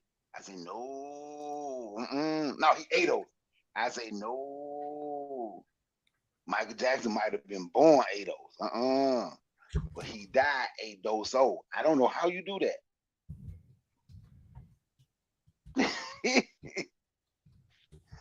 I like talking about Michael Jackson. Folks get mad, man. I can laugh. Yeah, that's But I do because you not. don't understand. That's because you don't understand, Bakari. You're right. I don't understand that. Doing that to yourself. I do not understand shame of being black. I don't understand that. Yeah, I mean, people suffer from Stockholm syndrome. You know what I'm saying? A lot of us do. You know what I'm saying? A lot of people that you love suffer from it. You know what I'm saying? That invite people to the cookout. What that got to do with anything? What that got to do with Michael Jackson turning himself white? Because you invite other people to the So cookout, let, but you so let didn't me ask you a disinvite question. Michael Jackson. So let me ask you a question. That In picture what's you just respect, showed. K-Shaw? That picture you just showed of Michael Jackson. Was he black? The one you just showed, was he black? Yeah, he just had a medical condition. Oh, okay. Okay, well, okay. Michael Jackson was black. What the Was his mama black? I ain't never seen him, mama. I ain't for sure. You ain't never seen Michael Jackson, mama? I know you seen Joe Jackson. Was Joe black? I ain't for sure. Yeah, he was black. Look what they say in Bobby Brown book. Say Bobby Brown wrote in his book. Say, because I ain't know Bobby Brown used to mess with Janet Jackson. I know somebody got the book because I don't be keeping up with celebrities like that. Say he told Bobby she had to date him in private because her family didn't want them dating nobody black. See, that's why Michael Jackson turned himself white. See, you could have used that and said his family messed him up. And that's why he turned himself white. But trying to act like he died a black man. No, I ain't say why he turned himself. I ain't say why he just said he's a black man. You ain't say why. You ain't say why he turned himself to white. Nah, I ain't say why he I ain't say why. I just say he was a black man. He just I just said you made fun because Bakari, you like making fun of people's medical conditions all the time. You know what I'm saying? Did he have a black mama? Yes, Michael Jackson had a black mama and a black dad, and he was born black. In Little Michael, he was born black for he lived black for a very long time. So you telling me that people can change their identities? No, they can change their skin tone. And that's it. Not just their skin tone. That's it. Now, if he do his DNA gonna say African. You know, African. He gonna be majority African. But I'm talking about his skin tone. That's what I'm talking about. Wait, so people with lighter, because you was just going on this long rant about people with light skin tones can still be black. So No, now but you taking that back or but stuff now? No, he turned himself white though. It's just light skin. Okay. No, Michael Jackson. He Show did me turn what Michael himself light Jackson said skinned. on. Show me what Michael Jackson said on white. I can show you why he be like, I'm black. I'm African American. And so did Rachel Dolezal. She said I'm white though. He said Latoya. You know, she was Rachel Dolezal. People with you remember who that is, right? I don't even like saying that skank name. But you remember who that is, right? Mm-hmm. Everybody jogging her. Black people was taking her for her, right? I know. We invite everybody to the cookout. I would have put her in this one if I could. She sued where she went, Howard Hampton, with one of them schools she went to for racial discrimination. Mm-hmm. I'm like, shit, I thought she was black. No, but she sued for racial discrimination. Just like your one girl did. What's her name? Oh, Candace Owens. Ain't no racism, ain't no this, ain't no that. But she should sue too for racial discrimination and won. Yeah, but she a black woman though. Yeah, we need to go ahead and throw her in some fire or something. So you wish she had vitiligo then? She might as well go ahead and she ain't got as much money as Michael Jackson. I think if she did, she'll do it.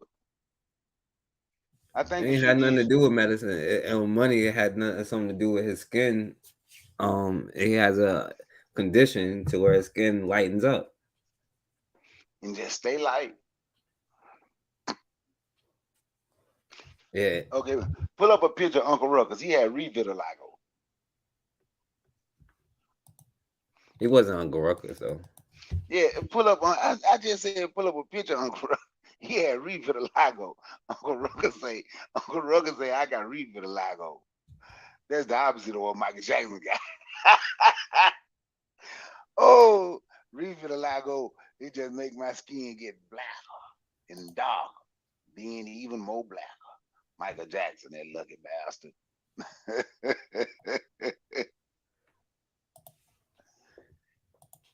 All right. That why. All right, let me show it. Yeah, Sammy Sosa would be African, but his skin is pink now. His skin is pink. He is a pink person. I give Michael Jackson his credit for the Thriller video. Thriller, Beat It. Yeah, I said the Thriller video. Now the Thriller video has really changed the video game. When Michael Jackson did All his videos changed the game. I don't know about all of them. I'm telling you the one. I do Billie remember Jean. that one. I ain't never seen no Billie Jean. I ain't never seen no Billie Jean video. I be talking about the Billie Uncle Jean Ruck, lifestyle. Uncle Rucker got vitiligo. I don't know. Now, what's the difference in vitiligo and vitiligo? You said what's the difference? Yeah, yeah. What you mean? What's the difference? Between vitiligo and vitiligo. Is there such thing as vitiligo? Or the Uncle Ruckers wish he had Michael Jackson money so he could change his skin like Michael Jackson? Shit, I don't want to change my skin, but I wish I had Michael Jackson money. Could have done a whole lot of things. Nah, he just had a medical condition, bro. I know. I think it's better now. I'm gonna say this, and I laugh, and I know folk get mad, especially in the barbershop. I think his medical condition was mental, not physical. I'll be honest. I do think Michael Jackson was a little touched.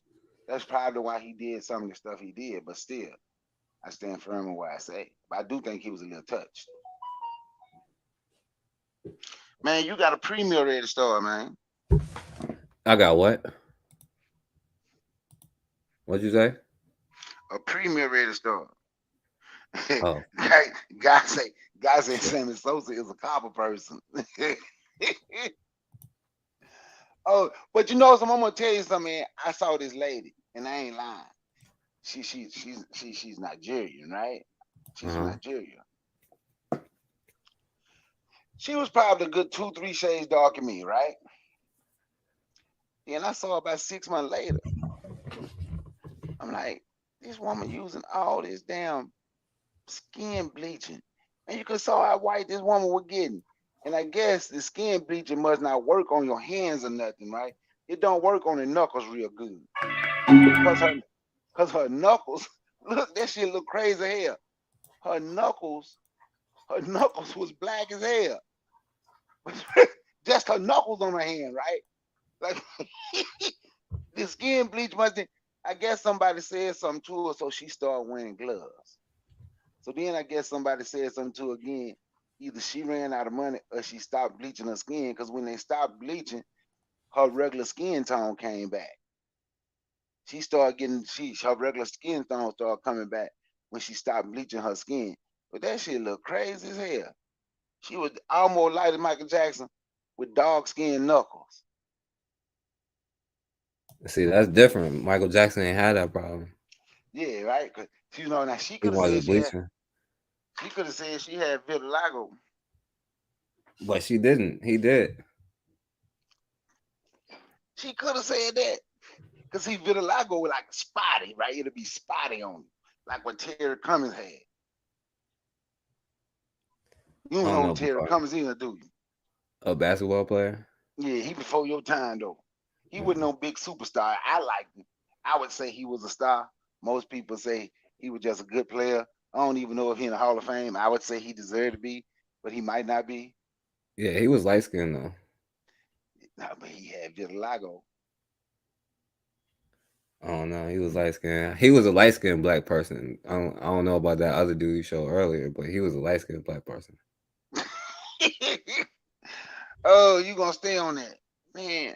All right, yo, Bakari, I got one more thing to show, Bakari, because this ain't got nothing to do with nothing though. But Who you I finna think this show? was Jack Johnson.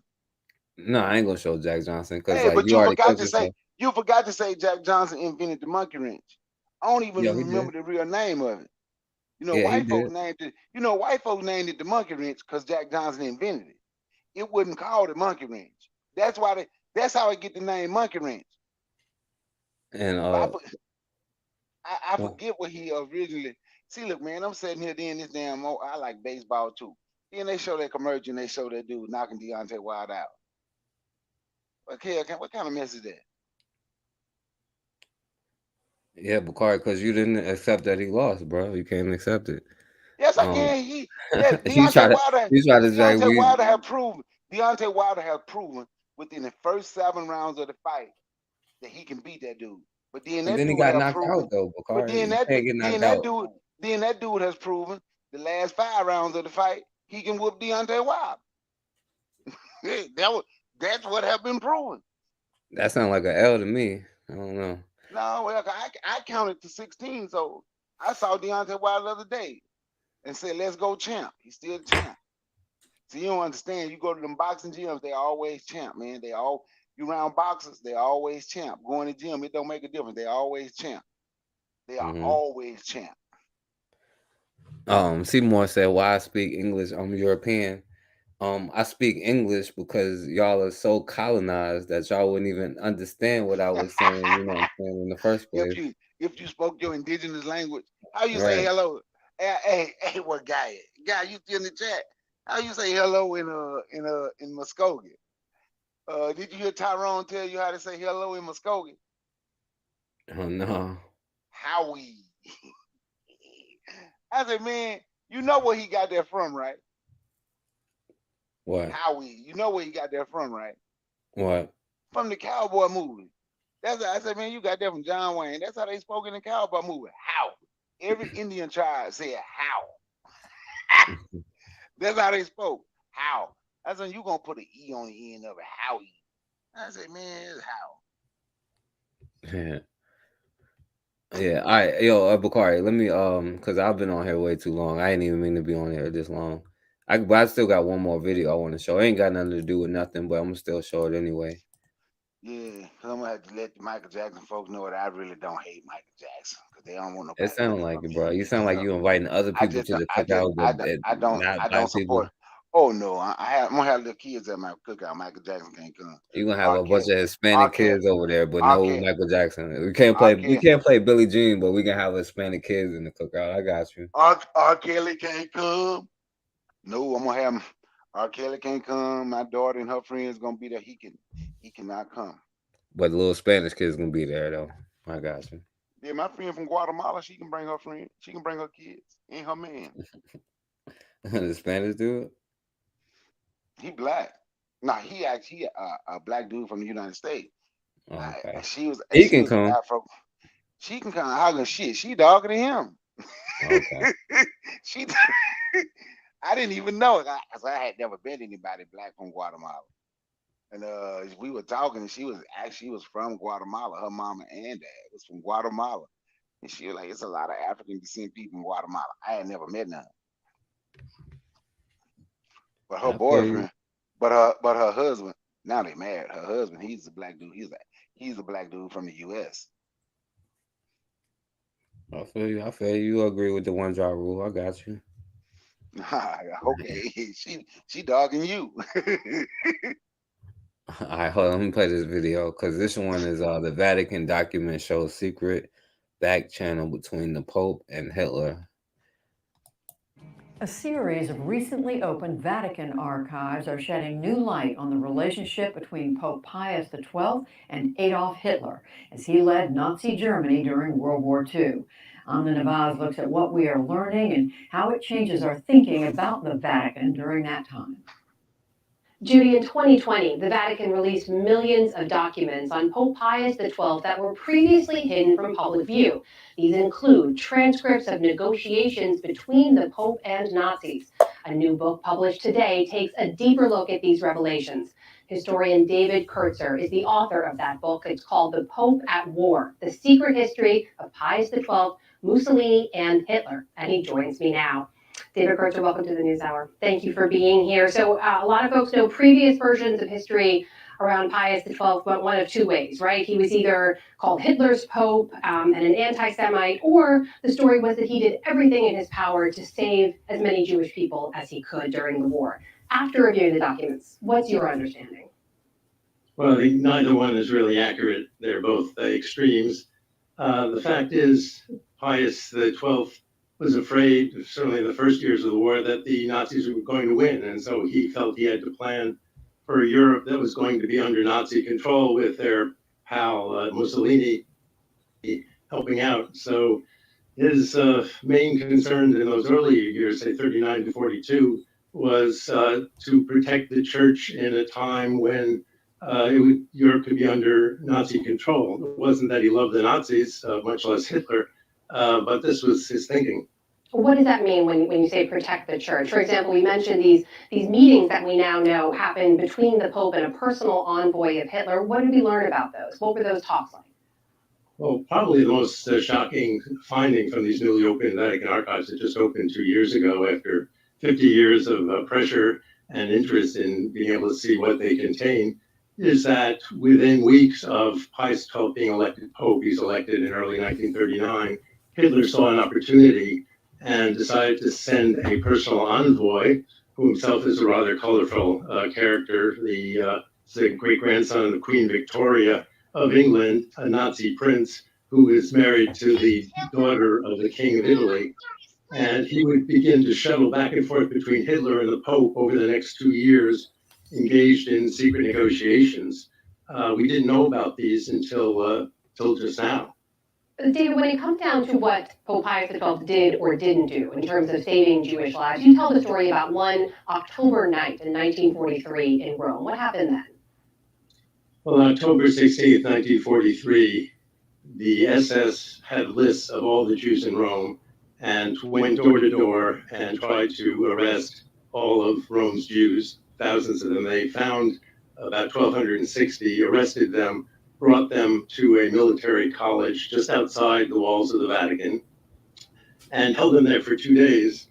What we now learn from these recently opened archives is that the Vatican worked very hard to show that some of them had been baptized and therefore shouldn't be considered Jews from the point of view of the church, and therefore should not be shipped off to Auschwitz with the rest of them.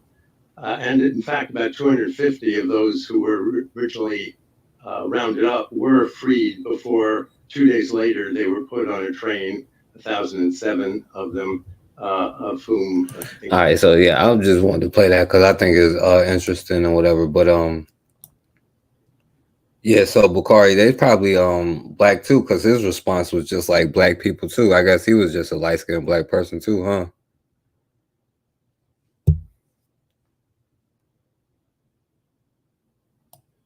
You heard me, Bukhari?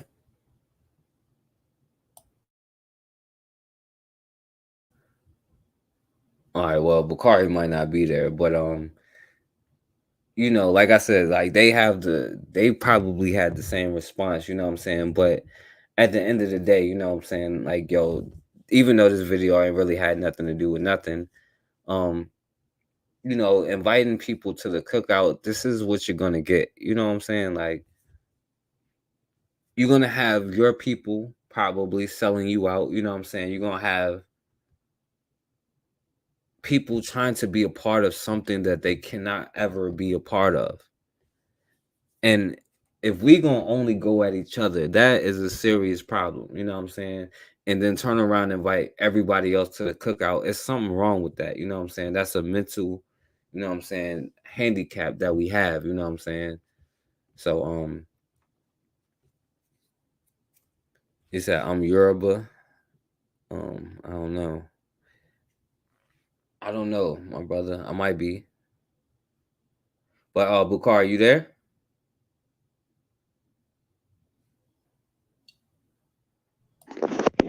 Bro, I ain't hear none of that. My daughter came here and went talking. When you had kids.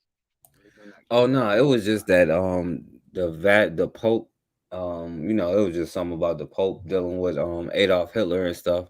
And he basically was doing the same thing black people was doing, you know what I'm saying?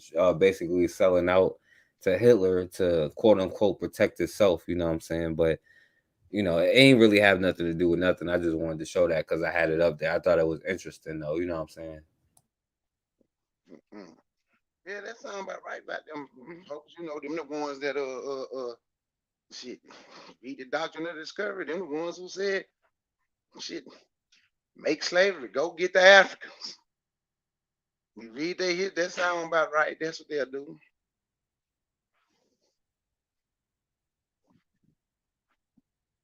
That's what they'll do. Sell anything out. Them damn religious bastards.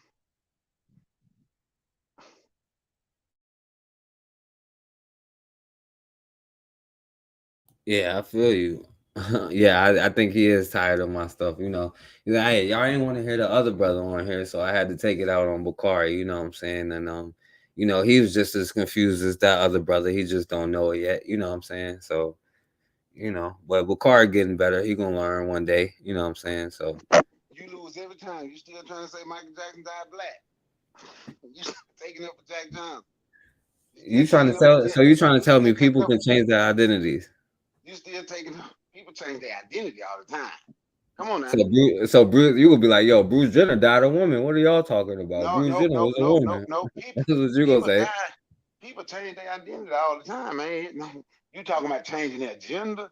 That's different. But people, crooks, criminals, I ain't gonna call nobody no because I don't know what they're doing to change their identity. I take that back. They change their identity all the time. People steal shit. People can steal your identity. But that don't make it true though, right? They still who they were. They still they were.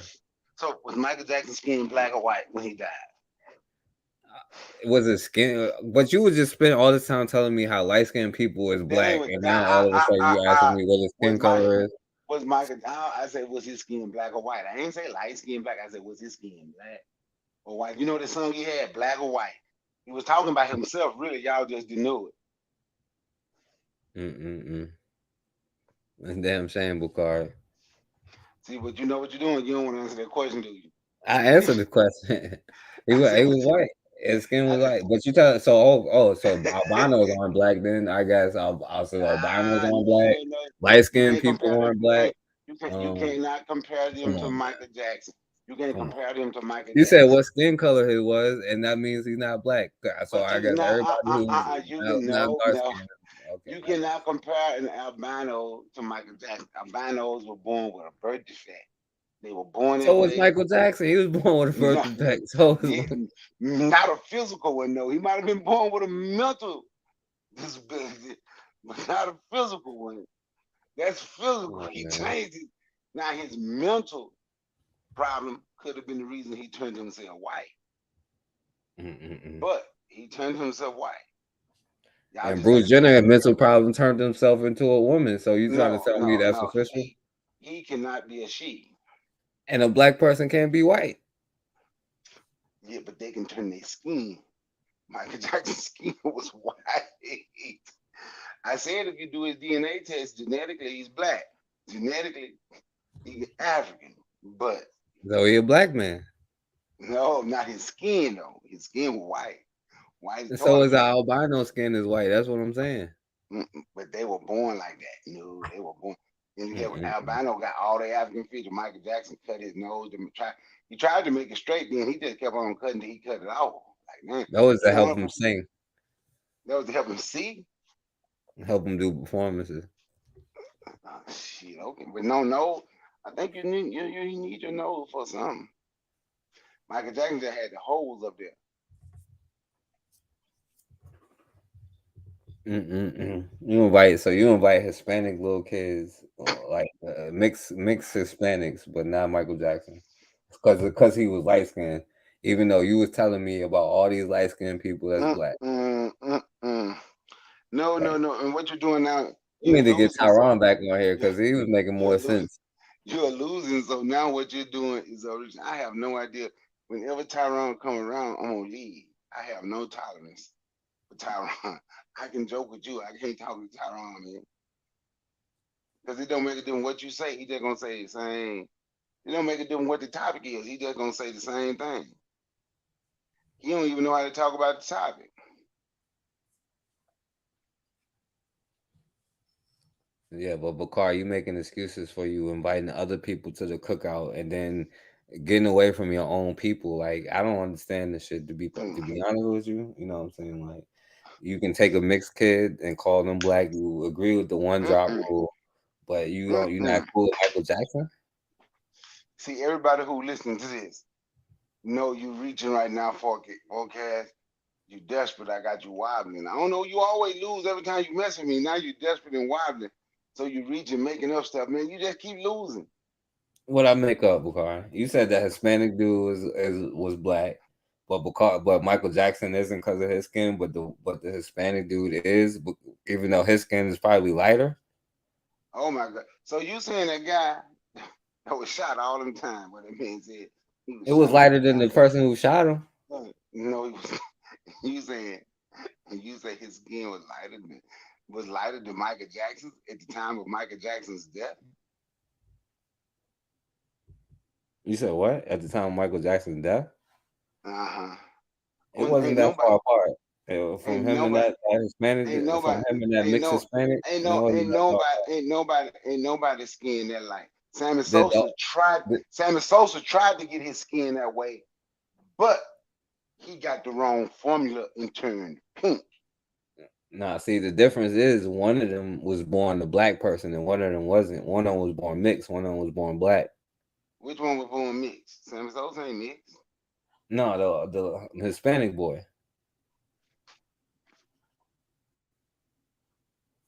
He was born mixed. Michael Jackson was born to two black parents. His mama black, his daddy black. That's what you gotta have to be. Like, to be a black person, don't you gotta be born to two black parents? Yes. Now, what was Michael Jackson when he died? But see, you know what? I'm talking to the same person who tried to make Jason Tatum mama not be black. She don't look black to me. I ain't going front. She look mixed, bro. She look kind of Spanish, bro. You're the only person that wants. Oh, pull up that picture of Jason Tatum and his mom. You're gonna be the only person to say he's not. His mama ain't black.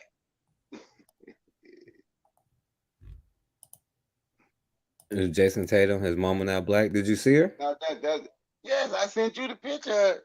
Him and his mama standing there together, and then she his daddy. She look black to you? Cause she is black. His daddy black too. Yeah, his daddy looks black. I agree with daddy black. But according to you, he's mixed. Who? According to you, Jason Tatum ain't black. His mama black? I said his mama. So according to you, he ain't black. She look kind of Hispanic. I ain't gonna front. Hold on, I'm gonna pull it up. No, Bakari ain't. No, he definitely didn't. Seymour. Seymour, you know who Jason Tatum is? Here go his mama right here.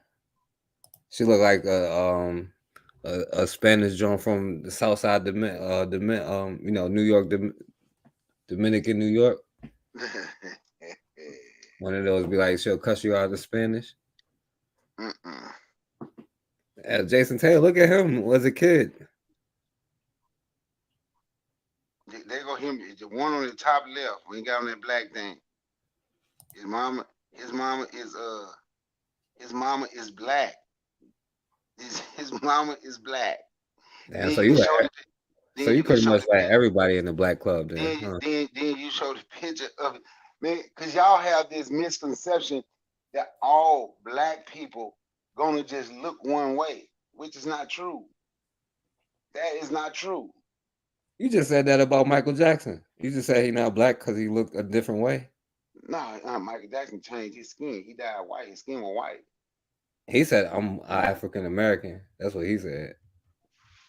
And her skin is light too.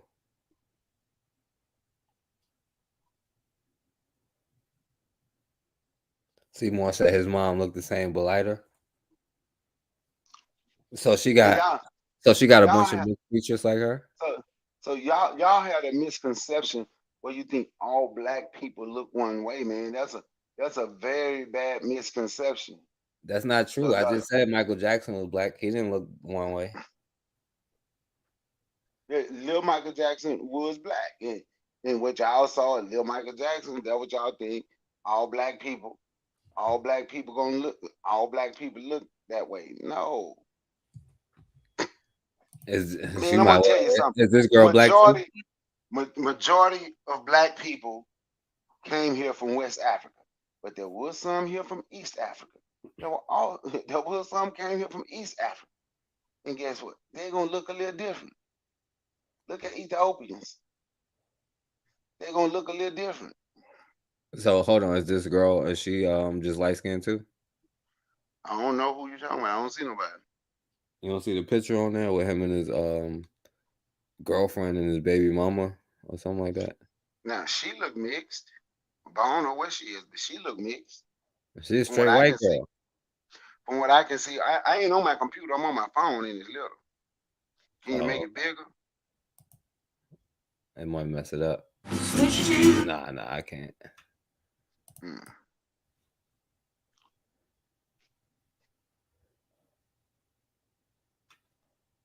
See, I got a bunch of commercials on this shit.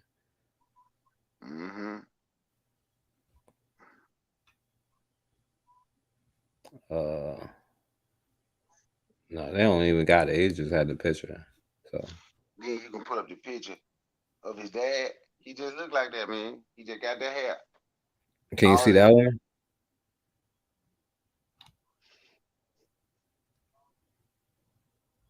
No, for real, I can't. What college he went to? He went to Duke. Yeah, he went to Duke.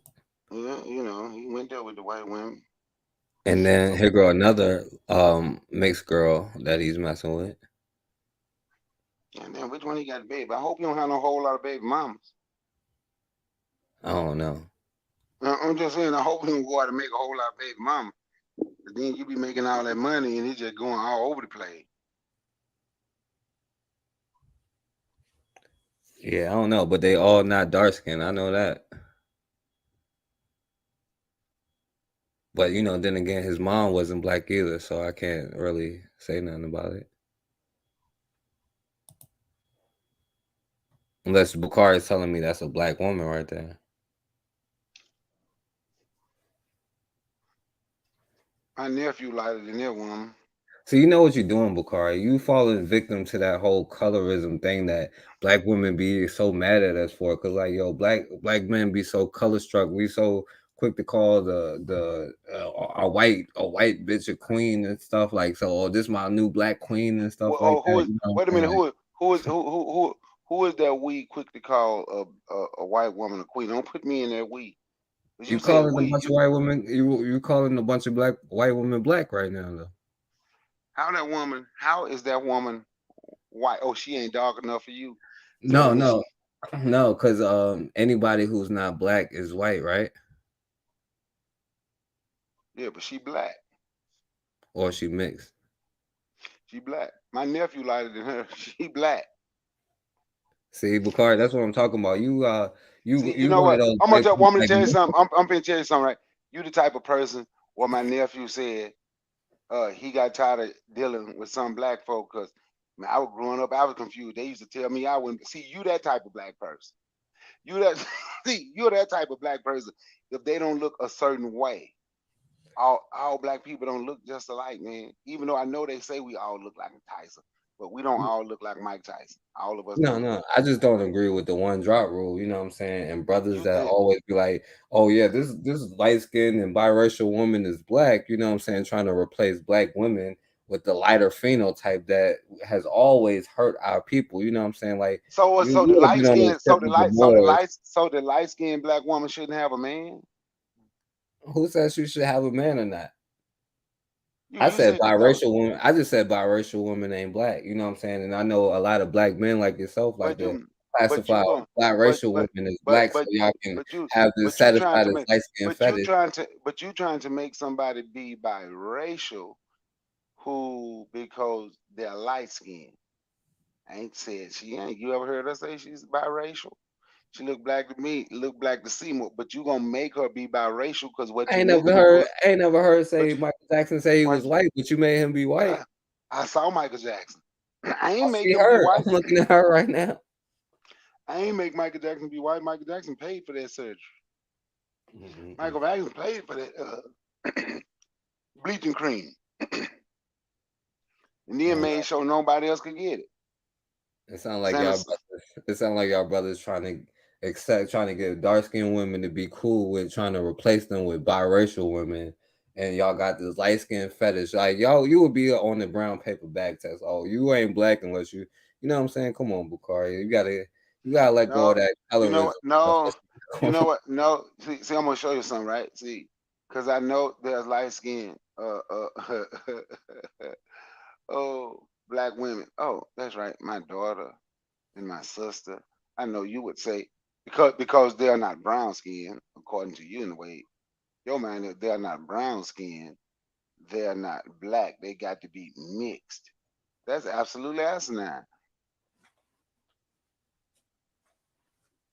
I ain't say they gotta be mixed.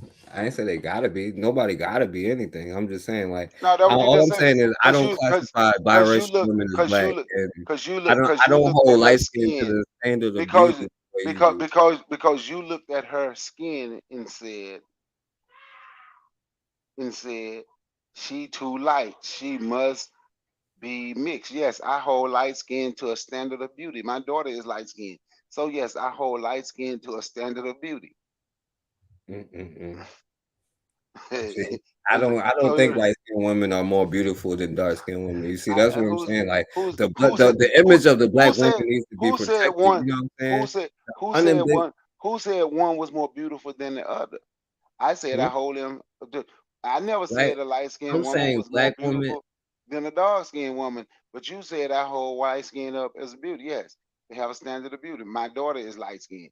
My You know daughter is what? extremely light. So yes, I'm See, the gonna. thing is, Yes, I'm gonna I hold don't them. got to think. I don't got to Yes, I'm think. gonna hold them. Yes, I'm gonna hold them up and call them beautiful, just like I'm gonna hold up a dark skinned woman and call them beautiful. See, the See, that's people the that difference, stuck. Bakari. See, the people that stuck on color is the people who just want to say dark skinned women, as if light skinned black women don't count. And no, what I'm It's saying is it's no, people because like it's. I don't See, I'm have gonna a show you problem. something, right? I'm not I'm gonna ashamed of show you being something. black, Bakari. See, that's the It's thing. people. Black But see, women are the it's most people like beautiful women in the face of the earth, and I don't got a problem saying that. White women ain't got nothing on them, you know what I'm saying? And biracial women is not black women, you know what I'm saying? I don't got a problem. ain't nobody. See, you're the person who constantly mentioning biracial women. Don't nobody else has mentioned biracial women on the panel or in the chat, but you're the only person that mentioned. I know you're trying to say that biracial women are black. I know. I'm trying to tell you that there's biracial women, which is his own thing. There's no But disrespect to biracial people, and but then that there's ain't what we black talking women. about. We talking about black women, and you said I know I'm something not about trying to light replace the skinned image women. of black women with light So skin. You know what I'm saying? I'm what cool what with what dark what skin what black women. what I what love dark skin black. what I don't need to replace. with light skinned black women, should nobody talk about how beautiful they are? You should only talk about the beauty of a dark skinned black woman. But if they're not dark skinned, the light skinned black woman No, if they're should not not black, be. if they're not black. No. That ain't what you just said. See what you're doing right now. You say one thing, then trying to take it back. But see, what a light skinned black woman should not get, should nobody talk about them being beautiful. See, you're the type of person, forecast, who with kids, right? And I had to get my daughter out of this nonsense where Oh no, they were I'm in not. school. I wouldn't search out for light Well, skinned women because well, I'm not folks, ashamed of dark well, skinned black women. So I wouldn't search well, out for light. folks were where they were in school So now they have a light skinned gang and a dark skinned gang because people want to compare and say which one is more beautiful. I never said which one was more beautiful. I said yes, light skinned black women is beautiful. I My know I daughter never is a said that light either. skin. I said black women are most beautiful. I said biracial women, biracial women aren't black women. I said black women are the most beautiful. But that's what I'm But, saying. I, But you but, the but what only. I'm saying is But I'm you're not the trying only to accuse person. But biracial but women but of but what you being did with. But I'm gonna show you what you did for Cat. But you looked at somebody, just clearly just looked at their picture, and because they're light skinned and said no, they're that woman, Jason Tatum mama. You just looked at her skin and just said she too light to be black. She biracial. Ain't that what you said about Michael Jackson? No, that ain't what I said. Michael Jackson turned himself white. I said Michael Why? Why? Jackson. Why has he turned himself white? Because his skin color? No, he turned his. Yeah, he turned himself white. He Because his turned skin himself color. that. He turned himself that way. She was So, born so, that way. so when it No, comes to Michael you Jackson is can't. one thing, You but when can't. it comes to How women, you can want you? to make How excuses for light how can skinned you? women How and can you to be compare colorist. somebody? I got How you. can you compare somebody who was born one way? I understand you love Michael Jackson. I understand most black people do love Michael Jackson, but fortunately for me, I don't. Fortunately for me, I live by the rules I talk about, Right, and you so stuck on light skinned and women, you won't even and think I don't. twice You're about a right. dark skinned woman. Eh, You are. You know what? You are absolutely correct. I am stuck, and my daughter is the most beautiful woman in the world. At Damn, 17 years old, she's 17. She's absolutely beautiful, and she's light skinned. I ain't And talking. guess I'm talking about. and guess what? And her sister, who she looking like, is absolutely beautiful, and she's about 24 shades darker than than my youngest daughter. But her both of their parents is black though, right? Yeah, my That's a step. black Yeah, my. person. So, I ain't but talking you about look, your family. but how do you know this woman right here, parents not black? Man, That's the point. she look kind of See, that Hispanic though. She that's the point. That woman don't look a look little Spanish bit to me. Hispanic though. Okay, look, people tell me I look Spanish all the time. That one, I don't see it. Of course, I don't see it, but she don't look Spanish to me. She don't look Spanish to me. She don't. Because you like to make excuses to let a bunch of Spanish and Puerto Rican and other different kinds of women classify as black. You be the one to be like, yo, my black queen to Rachel Dolezal. You know what I'm saying?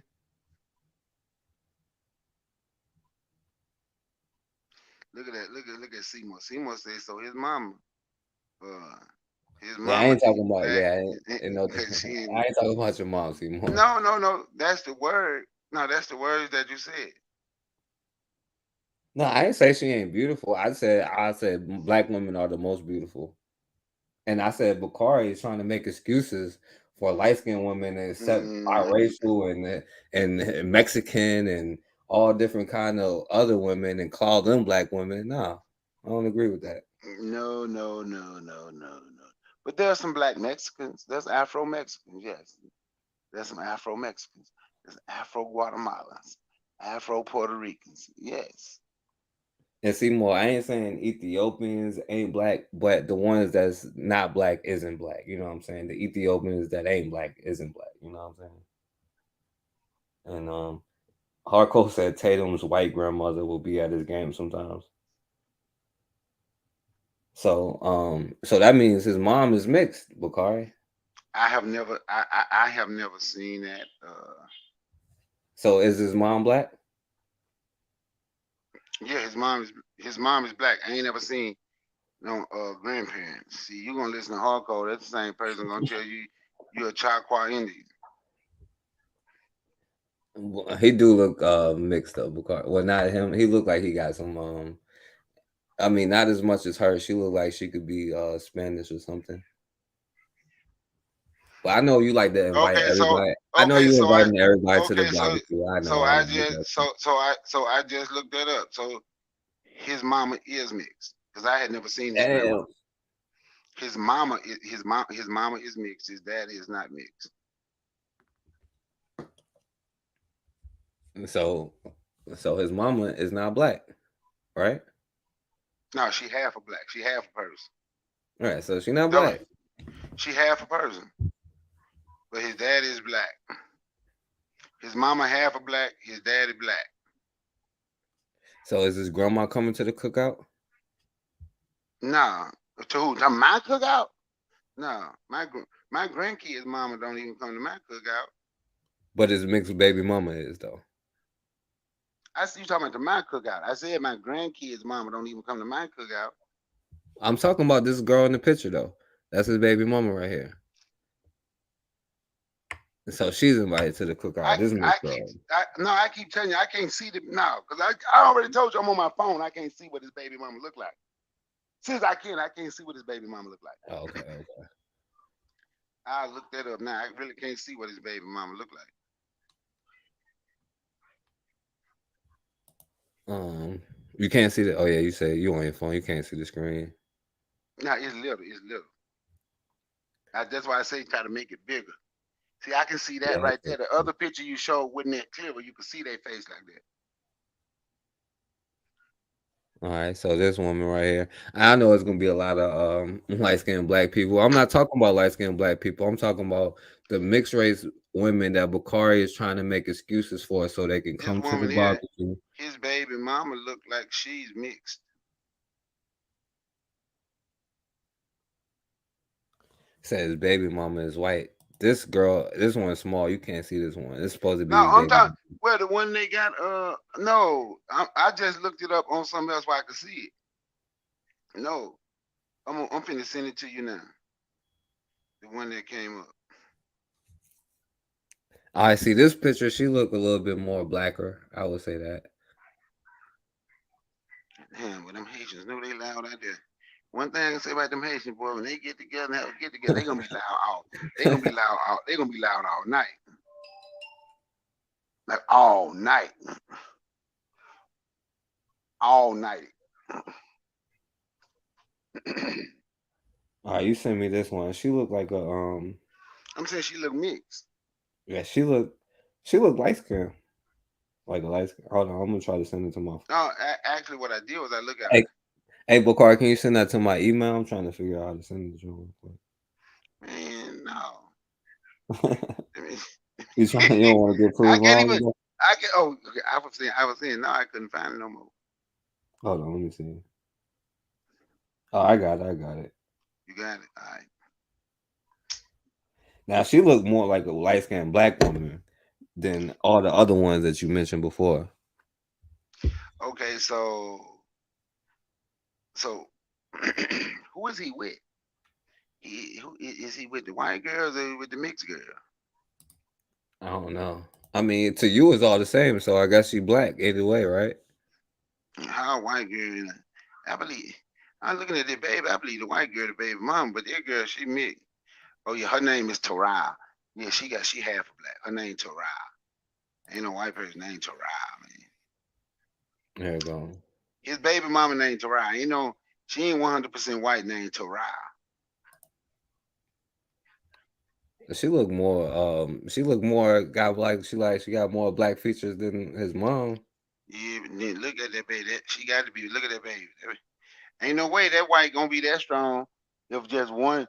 You got one. Your mama mixed black and white. Then your daddy black, and then this one was black. Then them white genes ain't.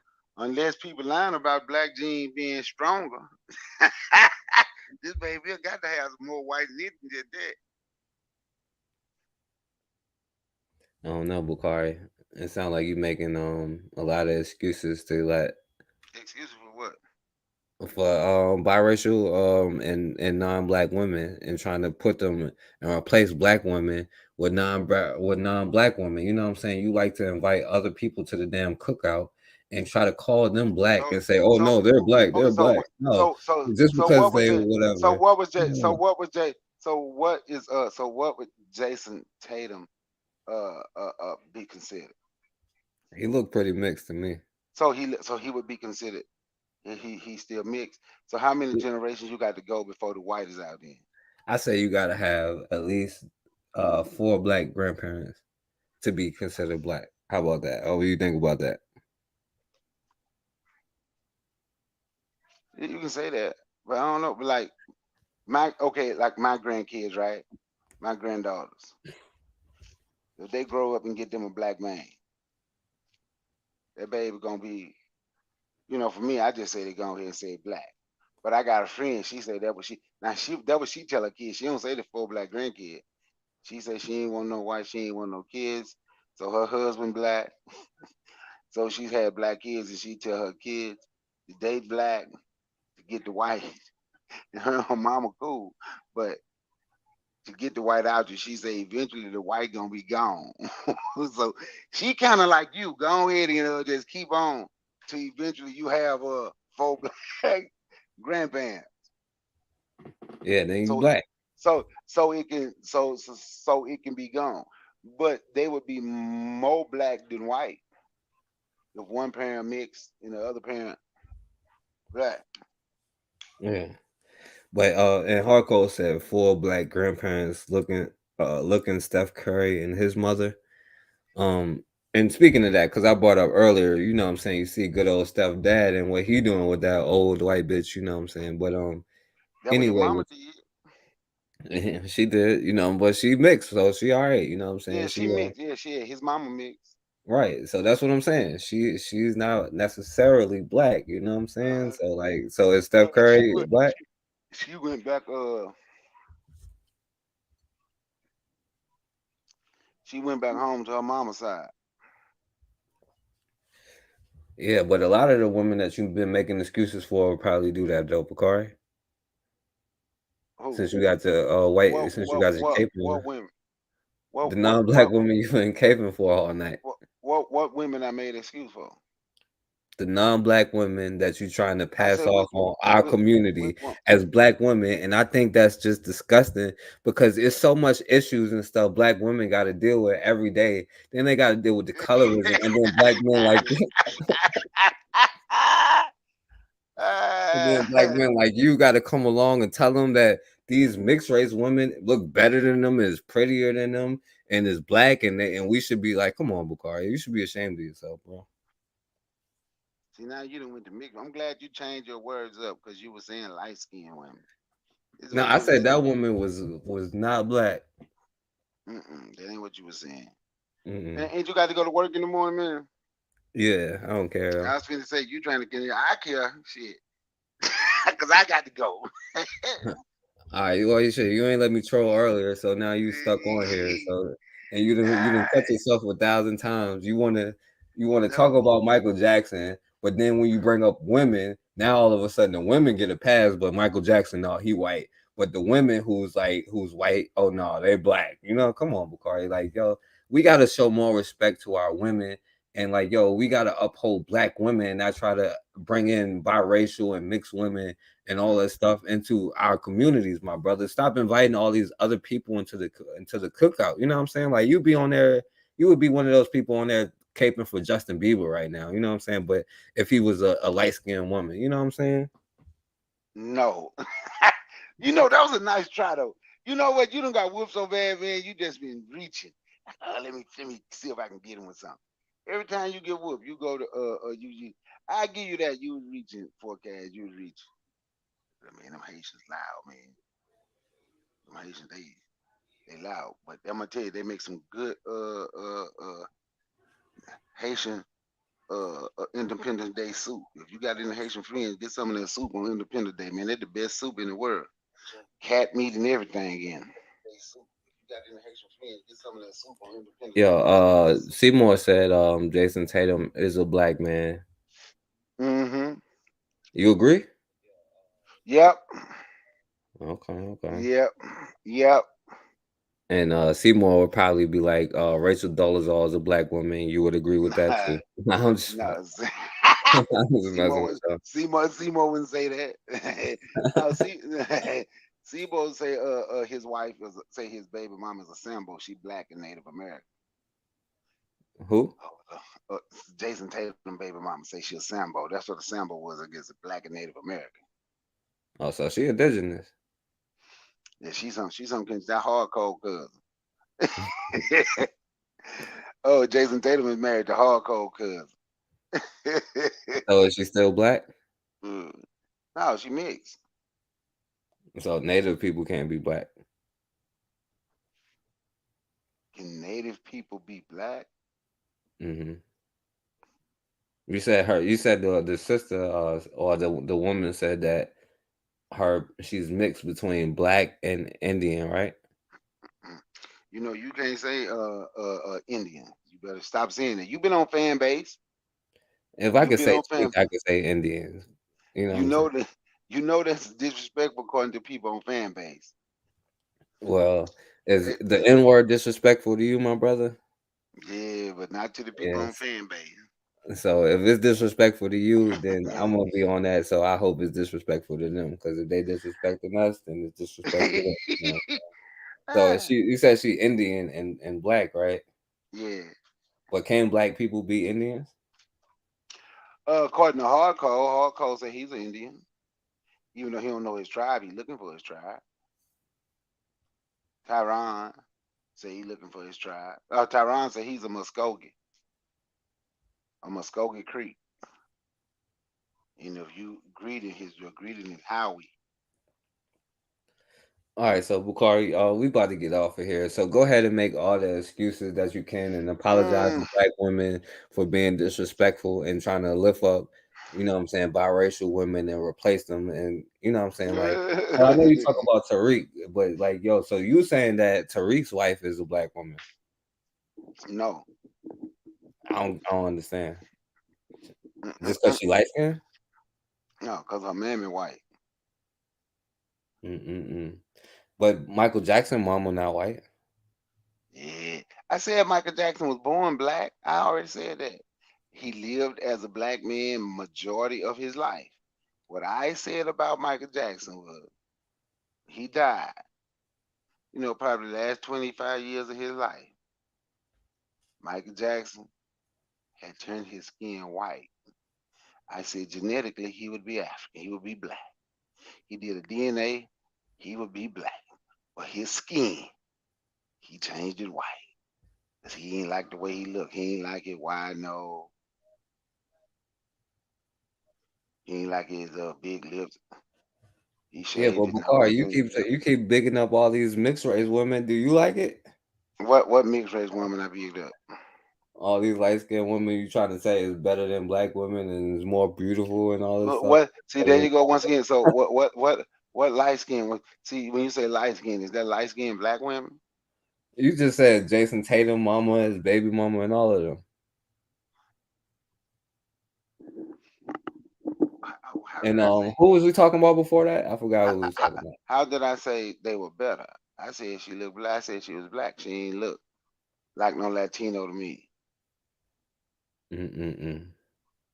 Damn shame. You see y'all see black women. Bukhari is sitting here trying to replace y'all image with these light skinned Hispanic non-black women. You know what I'm saying? Trying to call them black. You know what I'm saying? But I'm not gonna let them do that to y'all. What is light? What is day light long. skin? So what light skin woman though? Huh? What light skin woman? You said which one? Yeah, which light skin woman? Jason Tatum mama. Okay. How is that replacing? How is that me replacing black women? Because you're telling them that the light skinned women is all way more pretty and you know what I'm saying, all this other stuff, and you know how all of these women are black women and all of this stuff. No, I'll show respect to black women. That's me, you know what I'm saying? And I'm not like Bakari where I'm gonna be like praising non-black women, calling them black women and stuff like that. Cause I love, you know what I'm saying, Hispanics are from Spain. Yeah, that's a fact. And he said Indian is the white man ignorant classification of Native Americans. I feel you on that, my So brother. how they gonna say an Indian is the ignorant classification? Then you call them an American. See, that's the thing. That's like because white people classify this country as America. So all of it gonna be their classification. Go ahead and say it like the extra conscious black people. Man, this Turtle Island. We ain't in no America. We on Turtle Island. Yeah, but according to you, it's all good because we can just mix up and everybody will be black. You know, you believe in the one drop rule. All these non-black women is black, but the dudes is not. Michael Jackson, the black man, ain't black, but the non-black women You probably be like, oh, his daughter is black and stuff like that. Come on, Bakari. You need to tighten up, man. Respect black women, Bakari. Michael Jackson did not die a black man. Man, let me get off here. I gotta go to sleep. I'm gonna have to drive about 300-400 miles tomorrow. All right, Bakari. Yo, thanks, my brother. I had to tell y'all since you took my shit from away. Y'all ain't want to let me have my fun, so I had to troll y'all. Yeah. He should have came with hardcore. It may have been fun then. Tyron don't know how to listen. He don't know how to stop laughing. It's hard to stomach. Yeah, that's true. He just didn't listen. You know what I'm saying? If he listened, it would be a lot easier. Maybe with hardcore, it would have been fun. Yeah, go ahead and apologize, Bakari, so you can get up out of here and close out. Go ahead and apologize to black women for what you said, and tell them you didn't mean it. That you think black women is the best women and not these other women. You know what I'm saying? I don't have to. I don't owe black women an apology. They know I love them. I apologize to black women on behalf of Bakari. He didn't mean it. I didn't do anything to apologize for. All right, man.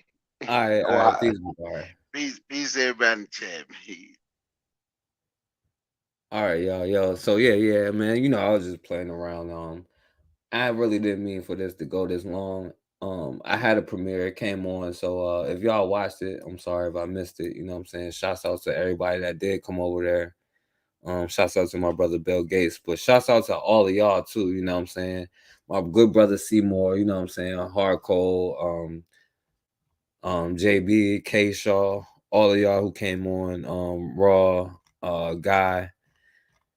I appreciate all of y'all for listening and stuff like that. You know what I'm saying? We're gonna get back to more serious things if they don't take this stuff off on the next one, you know what I'm saying? And again, let me say this. Yo, I appreciate it, K-Shaw. I appreciate it, Seymour. And let me say this, because I really just came on to let y'all know that if they take my video down because of that premiere, y'all go to my backup channel and subscribe to that because I'll be on there. Y'all go get the fan base joint because I'll be on there. So I got to come on here every time I do a premiere in case they shut my channel down, you know? So y'all make sure y'all go do that. And again, thanks everybody who contributed to the fundraiser that we're doing for the water crisis, you know.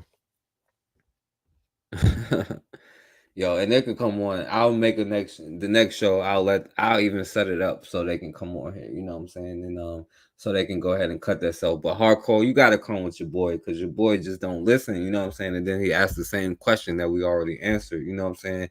At least you listen enough to get cut. You know what I'm saying? And you, even though you cut yourself, you at least listen and let other people speak, and then you speak respectfully as much as you cut yourself. You know what I'm saying? It's okay. So you should probably come on with your boy, you know what I mean? So, but yeah, I'm just messing with y'all. But anyway, y'all stop inviting all these other people to the cookout and then going in on your own people, man. We all we got at the end of the day. As much as y'all try to disagree with me and the stuff that I do, then support me when I be serious and I'll do it more, you know what I'm saying? So as always, man, we have got to start standing for something.